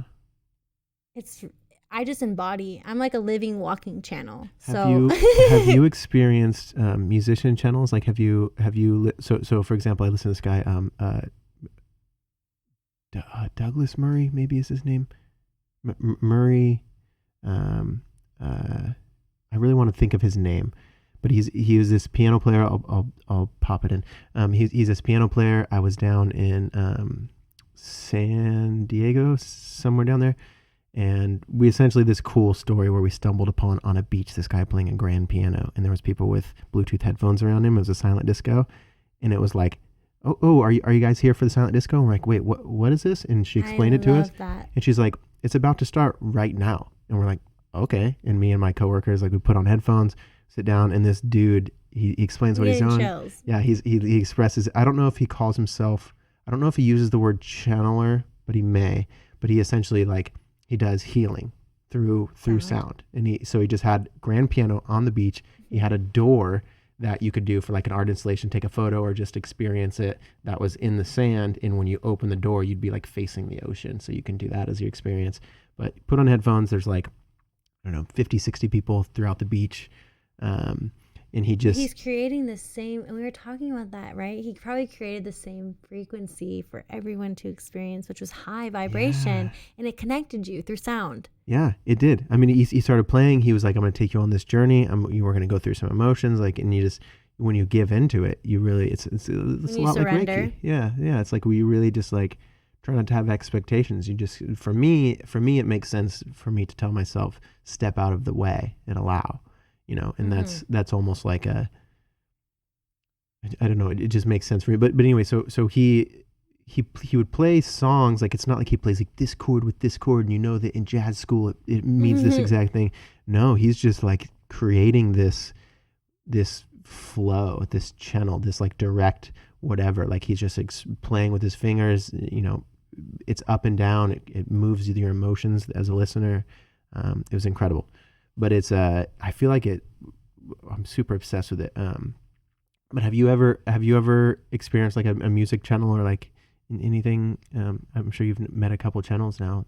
I have not. I've been to like silent raves, but I have not been to like something like that. But someone I really love is FKJ, and he does stuff like that, where he played the piano and he had multiple people with headphones just sitting around him. Yeah. So I listened to it on YouTube, but I've not had one personally. But that is something that, like I told you with the sound bowls, is something that I do want to start practicing with my own practice, is having my partner play the sound bowls and have that personal sound healing experience. And that is channeled. And another thing is when you're just being and you're not thinking, you're channeling. Unless you're robot mode. Yeah. But you know what I mean? Like it's a flow state. Like last night, I literally grabbed a piece of driftwood. I'm like, I want to paint this blue. Why? I don't know. I want to. You know what I mean? Like, I don't know why I want to paint it. And then I wanted to paint one red, and it literally looks just like the colors over there. And I'm like, okay, cool. You know what I mean? Like, so it's just when I want to do these weird random things, I just don't question. I just do it. Yes. It was a release for me. Yeah. It felt good to just paint. And it's not like I'm painting a beautiful Picasso picture. When you're not creating for anyone else, but you're only creating just to create, it's a different kind of energy. I'm not going to sell this and make money. Like, I'm just creating because it just feels good to allow creative energies to flow through my physical vessel and to not think and to just paint. So when you're channeling, when you're just in that flow state, does it feel like that too? Like, obviously initially there's this urge towards, I know I'm going to do this. And then, so for me, I say I kind of step out of the way and allow like the piece or the music or the whatever needs to come out. Like what's that like for you? Like, yeah, super similar. Like for me, a lot of it's music. Like I do usually when I'm inspired, it is with just certain sounds or certain vibrations, and it starts by movement. And then it starts by like, oh, I should record my experience because I feel like this would allow other people to be authentic. And, you know, when I'm recording myself for Instagram, it's not for likes. It's not for the serotonin boost. It's not for the comments. It's not for the messages. When I'm recording myself, my intention is to allow others to give themselves 2 minutes to be yourself. You know, every morning I'm just dancing on my deck. That's just something I intuitively do. But to just show other people that you can do that. You can do this. Like, it feels great. And, for me, you're the first one on the dance floor. That's what I always am. But for me, creating, I just want other people to create. You know, I'm not by any means like this prophetic artist and I can just paint or I can just write or I can do all these things. I mean, I bet if I put my energy into it and that's something that I wanted to do and I really wanted to try, I think anyone can try to paint and learn and watch YouTube. And I think we can try to do anything, but is that really what I want to do all the time? For me, it's just what feels good. How do I want to express myself? Different ways to express myself because I get bored. I can't just, I get bored. I have ADHD. How can I express myself today? Oh, I'm going to cut this tree down and mesh it with this tree and try to like cut flowers and do, for me, it's just working with art, with nature. Like for me, it's a lot of what I do is nature, connecting myself to nature and seeing how nature's so beautiful and bringing that into my space is something that I thoroughly enjoy. I like that. Well, because it just reminds me, because like for me with the junkyard love thing, it's just kind of working with what I have. Yeah. Like you're in a junkyard and you got to make it work. Oh, I love that. And it's cool that you do that with nature. It's like you just like, you trust the intuition of these things to tell you what needs to go with this, I do that though. Like anywhere I go, you can ask any friends, I make a flower bouquet. I do nature everywhere I go. Willow Grove. I made the dopest thing. Like that's just what I do. I feel so connected to the earth, even though I'm not from it. I just feel like people, if they just looked around them, it's so beautiful. And I feel like that's one of my gifts, though, is to gather. Women gather. I feel like I'm a very good gatherer. I feel like I've gathered my whole existence, and I'm just really good at showing what I gather in a beautiful way. Mm-hmm.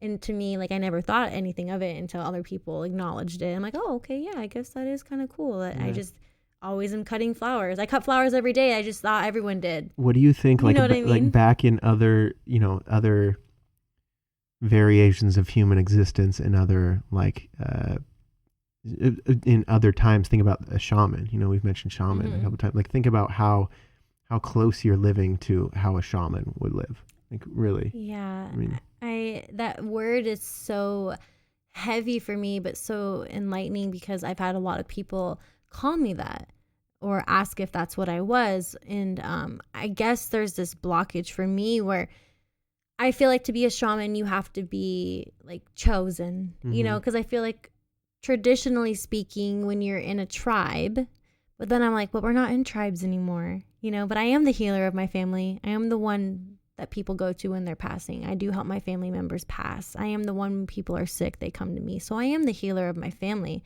but I am the healer of my town. I'm doing energy work. I'm the healer of my friends. You know what I mean? I am this healer. And again, you being an artist, I don't think of myself like that.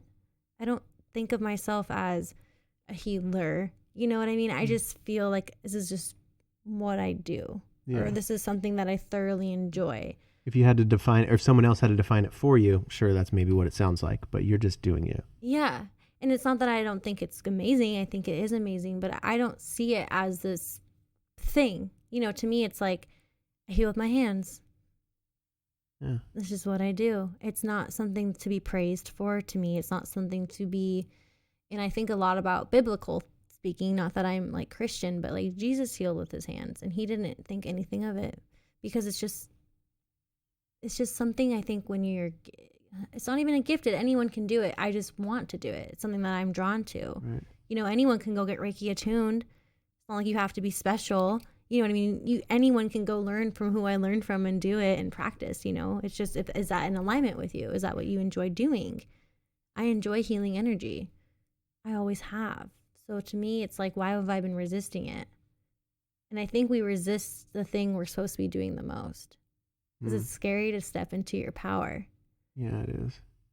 It's scary. It's crazy to me. People like feel healed after I'm touching them. Like I'm like, what the fuck? You felt what?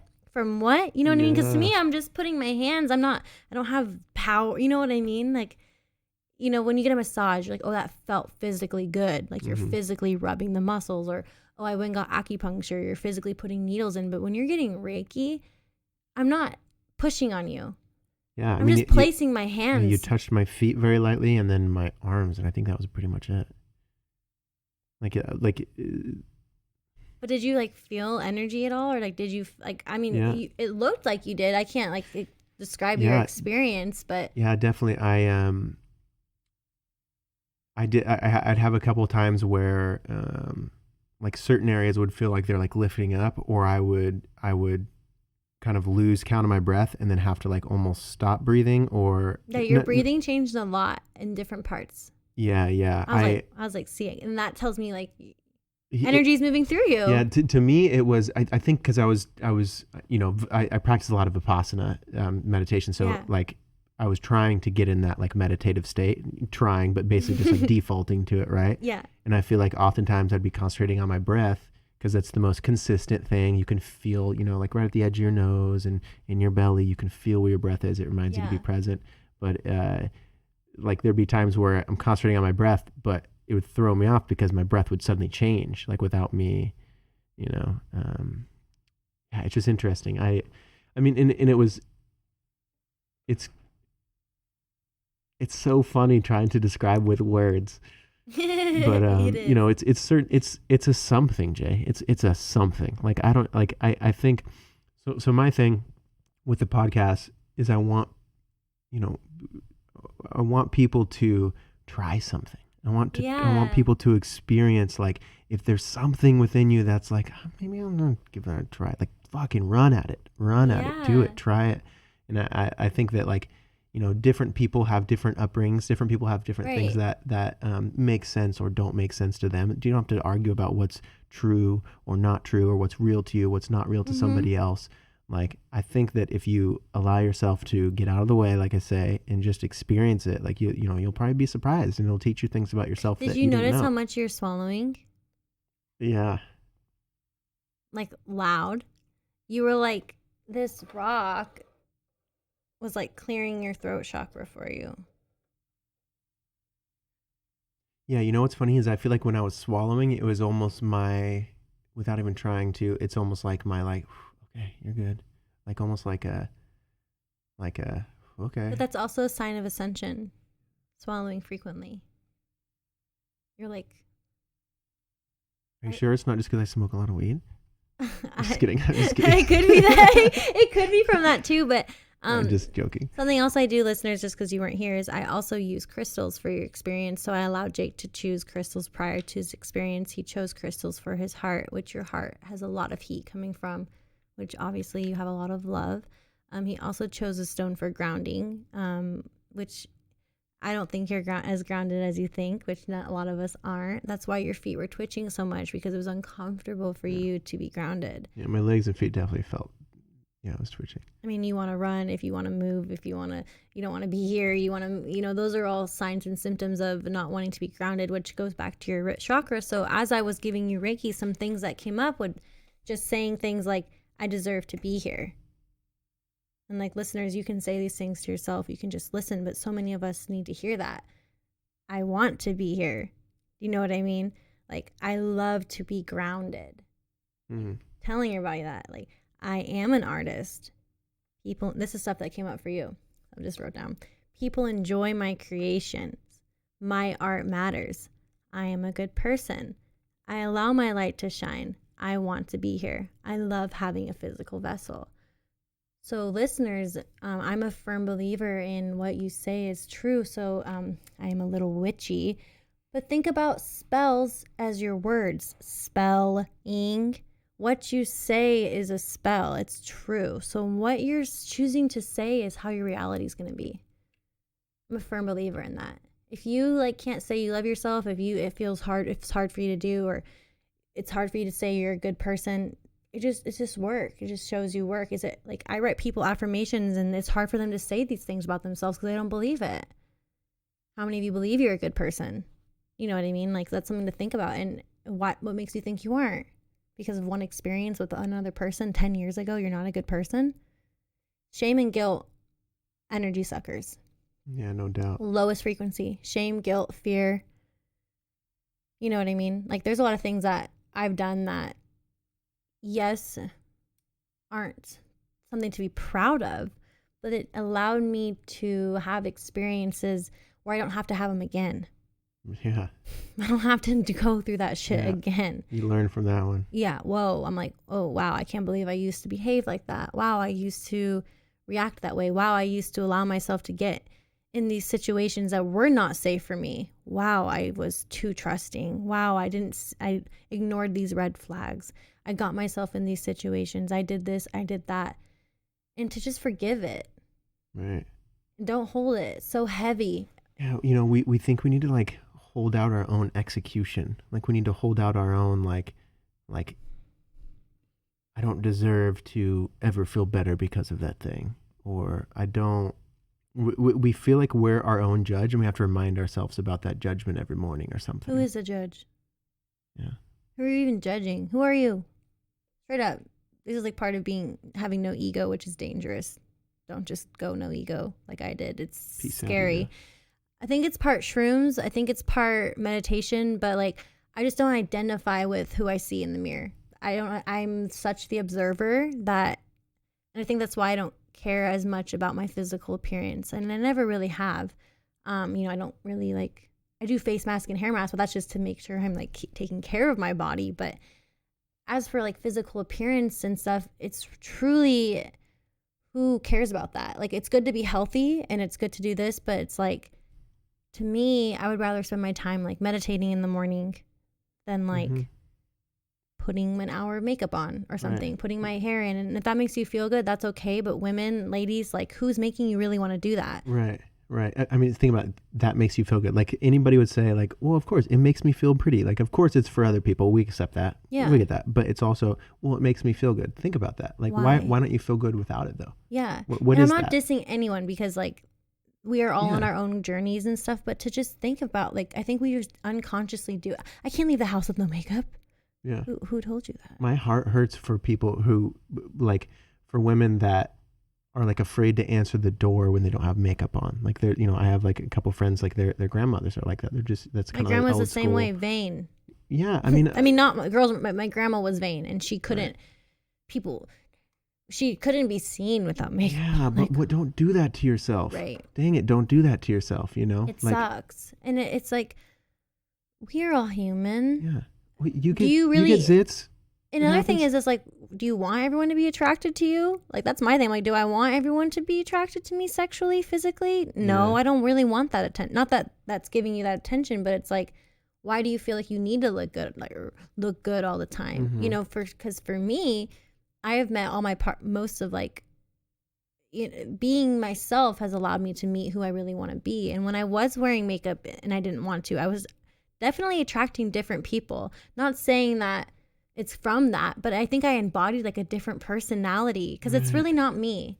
Like when I got ready and I spent hours, and because when you're putting hours into changing how you look, you're going to kind of maybe change how you really are. If you think about it, you're changing 3 hours to transform how you look, you know, instead of, it's just different energy for sure. I mean, and it's funny. Humans are so incredible. We really find ways of like, so if we don't have the confidence, we're going to find a way to get some sort of confidence or the confidence that we feel we need. So like you get a new outfit and you put on your makeup and all these things. Like I'm someone who used to be very high maintenance when it came to like getting ready.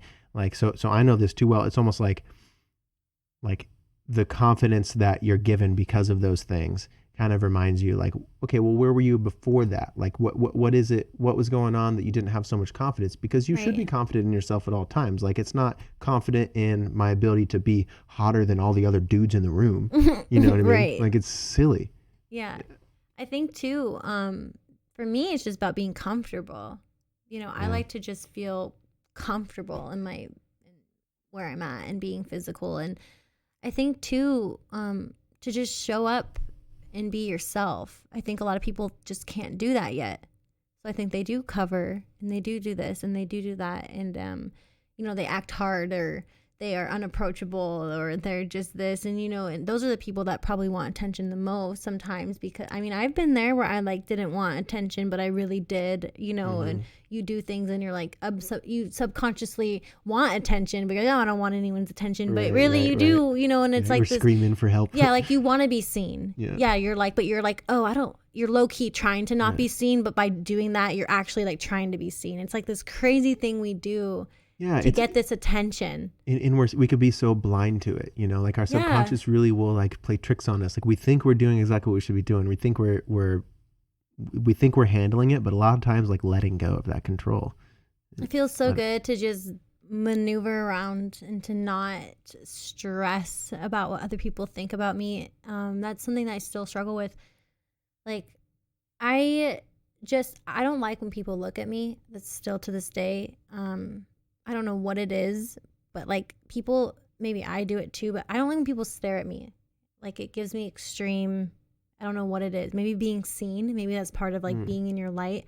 But even if we're at Chuck's Produce and like someone's staring at me, like I get like uncomfortable. Yeah. I don't know what that is. I don't know if it's like. Do you think maybe you're feeling what they're thinking about you or something in a sense? Yes. They're throwing that at you. And I think sometimes it's like, oh, how can she be so comfortable with herself? And that's questions that people ask me that make me triggered. It's like, oh, you're just so like you're just so free. Like you're just so, you say whatever you want. And, you know, and sometimes it's like, and I think it comes off as like, they're not the way I am. And they're like projecting how angry they are that they aren't the way I am. And it's like making me question it. I'm like, oh God, is this bad to be myself? No. But you know, but you get in this mindset where it's like, I'm making people uncomfortable and I don't, and I spend my whole life trying to make everyone comfortable, but then being myself makes people uncomfortable. So I'm like chronically going through that battle. It kind of reminds me of, like I always point out, like, so say an older lady or someone who's like not really dressed, they're wearing a business suit or something, someone who you wouldn't expect to do this thing, and they compliment you on your blue hair. They go like, oh, I like your blue hair. A lot of times I would see those situations as like, you don't actually like it. You're just noticing, you know, maybe they're wishing that they could have blue hair, but their life isn't like matched up with it. Or they're trying to say, I noticed that you have blue hair and that's pretty crazy. And they don't know how else to say it. Yeah. I wonder if it's something like that. Like people are we're always trying to figure each other out. I know. And it's like, why can't we just talk about it? Yeah. Like sometimes I'm like, you know, people at work will like comment on my clothes or something. And it's like, well, like, I wish I could dress like you. I'm like, why can't you? You can. You know what I mean? Why can't you? I have a friend who's like, I used to dress like, you know, how you dress all the time. Like, how do I dress? Please tell me. Like, what do you mean? Yeah. Okay. So I didn't realize you have this whole image of how I dress.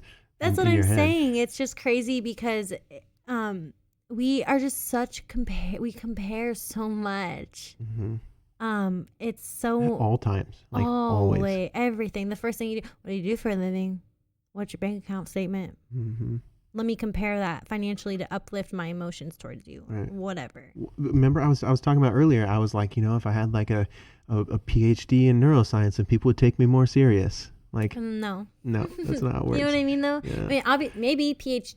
If you're trying to talk to PhD people all the time, yeah, you probably might need that. But to a normal person, if you're dedicating an hour of study or more a day, you're learning. You might not have like the homework assignments or whatever, but like I think when you start to do this self-work, you become a teacher. When you learn to heal yourself, it's not a lot of people take this journey on, and to honor that. Not a lot of people want to look at themselves and heal. That's okay. It's painful. It hurts. But the fact that we can do it and we want to do it and we want to help other people do it is a gift. Yeah. I mean, and it's this crazy thing that I need to expand my vocabulary on that word, but it's this thing that once you start healing, once you start like doing the work, once you start, I don't know, leaning into it, like it's always anybody that you listen to or like who has healed or like that has like changed their lives dramatically in these ways. Like they're like, it's hard, but it's so worth it. Like I see so many things that I didn't realize I didn't see before. Yeah. It's just this, it's such a clarity. Like it comes with its fog for sure. Yeah. But it's also this clarity, and the clarity comes from almost the sharpening of your intuition in a way. Yes. Like the more you heal and lean into it, the more you kind of have like your inner intuition, your inner voice that's like telling you or requiring less answers and just wanting more action. Yeah. In a way. And then like when you stop questioning yourself, your intuition can guide you.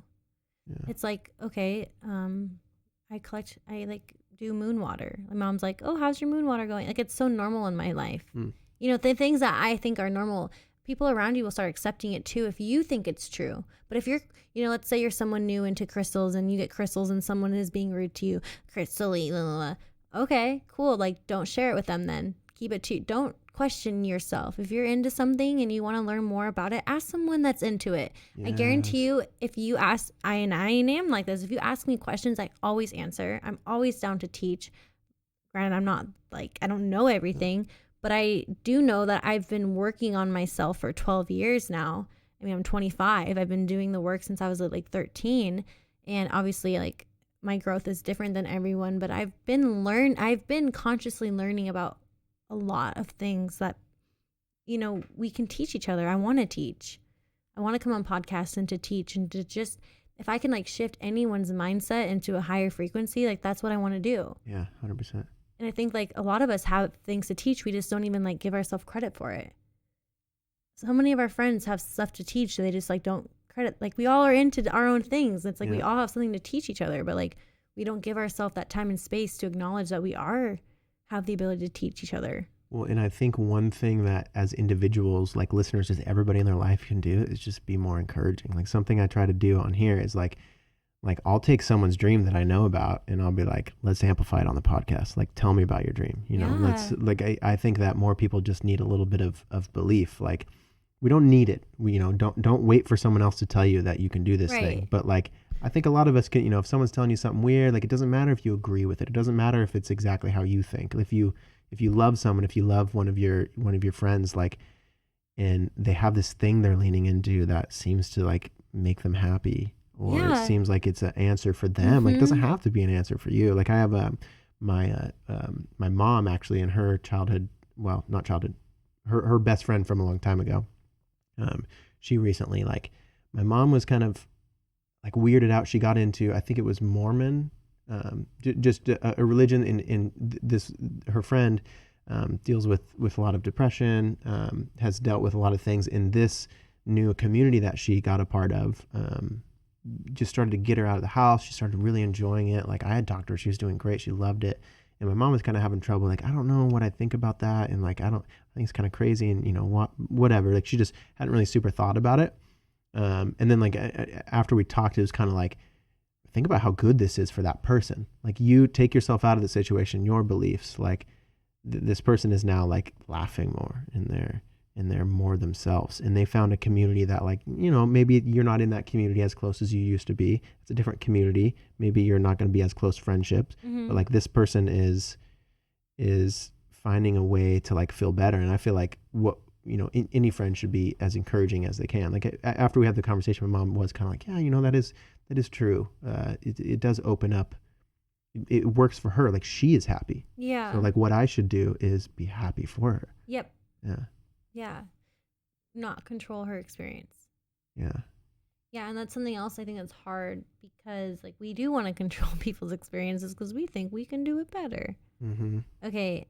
They're allowed to experience what they're, and that's so hard with partnerships too. I go through the same thing. I'm like, well, if it was my shoes, I would do it this way, and it would be, but that's not my experience is not his, and vice versa. And I think when you are in relationships, people get so codependent, even though they don't even know what that word means, or I'm not codependent, I don't need them.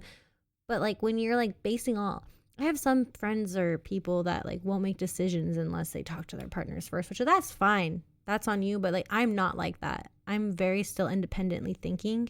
I trust my partner's opinion, but like if my partner's opinion was different than mine, I wouldn't like not do what I wanted to do. You know, thankfully my partner is very supportive of me, but I feel like sometimes we have these dreams and maybe our partners aren't supporting it, and it is blocking us.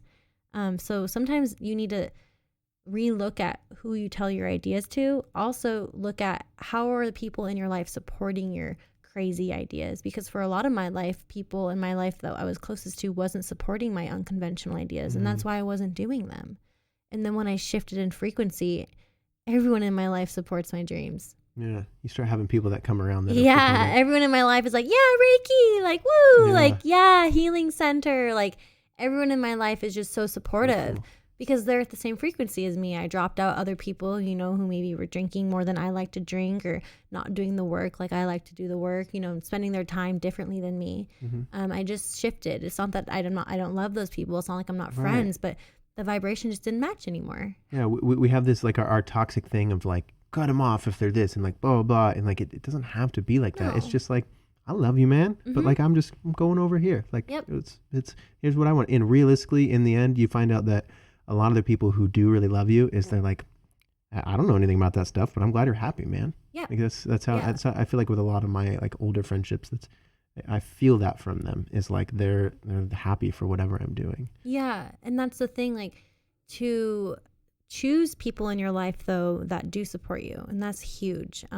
For me, the number one thing in my relationship is that my partner supports me spiritually, because spirit is me. I am spirit. Most of my life is spirit. I'm tarot cards. I'm crystals. I am smudge. Like, I mean, I am not those things, but those are things that I do every day. I'm doing I spiritually practice every day something, you know? So if I had a partner who was constantly questioning my crystals, questioning my smudge, questioning me channeling, questioning what I was doing, I wouldn't be able to do that. But since my partner allows me that space, I've just amplified spiritually in my growth since we've been together. Because it's nice to have your partner agree with you with spirit stuff. Right. Wow, spiritually you agree? Like, wow, I'm not crazy. Like, oh, cool. Like, you think this way too. It's been such a blessing in my life to have my partner support me spiritually, and to just be open to it is the main thing. I've never had him put me down. I've never had him question my beliefs. Not that that's always a good thing. You know, sometimes questioning people's beliefs is needed, but it's so important for me to have people in my life who just allow me to be myself. Right. The way that we understand each other is weird. Like sometimes we're like, hey, don't you go extending the mold of the self of you that I know. Like, don't you go, but realistically, it's like what you should want out of your partner is just like nothing but the most fulfilling life. Like, yeah, you're together, but you're also here as two individual humans, and like you should be living the most fulfilled life that you can. Yes. And encouragement definitely helps with that. Yeah. And to also just with partners, because I'm really into, like, I'm with my twin flame. So basically we're the same person. And to realize that your partner doesn't have to agree with you though. And to not be upset if they don't agree with you. That's something that I'm going through right now. And to realize maybe our values aren't the same, but I love you regardless. How can we work on this? How can we meet in the middle? Oh, I see that this isn't as important to you as it is to me. How can we meet in the middle though? Because I don't want everything that I want is important to be important to you. That's unfair. We grew up completely different. How can I expect you to have the same Certainly. life as me? You know what I mean? So how can we meet in the middle? How can we like meld or mesh better? What can I do to be a better partner for you? Well, and that's always changing too. Yeah, that it that is. meeting in the middle is always like it's Wednesday, and on Tuesday it was a different middle. You Yeah. kind of just got to flow with Yes. life as it moves. And to accept the change. And I think just in normal life to allow change to happen. You know what I mean? To allow when opportunities happen and come up, crazy things, and people give you crazy opportunities, just take it. Say yes. Always say yes. Like going on a podcast, like something that I like love doing, but it is like, you know, for me to talk on here is something, it's forever. Like who knows who can hear this, and the energy. I mean, it's such a blessing that you're doing this for people to speak. It's like a little therapy session to be heard and for other people to hear you. Yeah. You know, and to shift frequency through voice is a beautiful gift. Yeah. I love it. I think it's cool. I feel like you were texting me because we were working this around and moving things around and stuff. And you're like, I'm excited to see how you've changed because I know that I've changed. And it's just cool to even notice. I mean, I guess I haven't listened back, but like just your confidence in this episode from not that you weren't confident in the last one, but just, you know, there's a familiarity of like getting used to it's kind of this weird thing with headphones and a microphone and stuff. But the more you do it, the more it's like, oh yeah, this is okay. And like, oh yeah, I do believe this. I'm just going to speak it. I don't have to plan it, or I don't have to. Right. And to, you know, like, cause I'm like, the last time I go, I want to talk about this and I want to talk about that. But then today I was like, I'm just going to, whatever you want to talk about, spirit, like allow to flow through me onto you into this microphone. I purposely have no notes here. Actually, that's a unusual thing for me. Really? Yeah. You usually have notes? I wanted to really be open to experiencing the Reiki experience and then just really talk about it. That was my intention. So yeah. I don't know how long it's been, but my ears hurt. But I want you to just like, if you could like explain like your experience, like, it was good? Yes. Yeah. Okay. It was good. It was, I enjoyed it. It's, I can definitely tell that it's going to come up. Like I'm going to be thinking about it more. Like I'm going to be like, what is that about? And I think that it was really cool to me. I think watching myself, let's say, observing myself being so okay with it and being so open for it is so cool to me, because it's like you're so ready for whatever kind of healing. You really are this person who wants to believe in other people and experience life to the fullest, you know, like 'cause seeing myself as someone who is so willing to allow you to perform like this, you know, different thing on me, energy work is it's different. It's new. We don't learn about it in school. Our parents aren't getting it. Like it's not something that we're really taught about. Yes. So it is this alternative way of healing, but really it's so old. Yeah, it is. And I think we're rediscovering it in a lot of ways. And I think it's very important. Healers, shamans or whatever healed with their hands. We didn't have hospitals back then. Hospital is a new thing. You'd go to your shaman in your tribe. You'd go to your medicine woman, you know, and they would heal with their hands. Yeah. I mean, hospitals are great for like your arms cut and you know, you got to get, it's great. Hospitals are great for millions they of other are. things, Thank you. But there are just alternative ways to heal people. Yeah. Obviously, when you're in the hospital, you've allowed it to get way too far, but energy work prevents some of those physical things that could happen. Right. Because each chakra is associated with an organ in your body. I can tell which organs people need help with when I touch their bodies. I can see it. I can see organs. I can see because I do know the anatomy. So I can like see the inside. I can see vessels that might have been a little blocked, or I can see nerves that might not be connecting, or, you know, I'll be like, oh, did you have this kind of injury? You know, oh, did you tear your blah, blah, blah. Like I'll be really drawn to touching people's knees. Sometimes I'll be really drawn to touching people's elbow, you know, just their shoulder or something on their stomach, like something, you know, I'm really drawn to doing that. I can't make this up.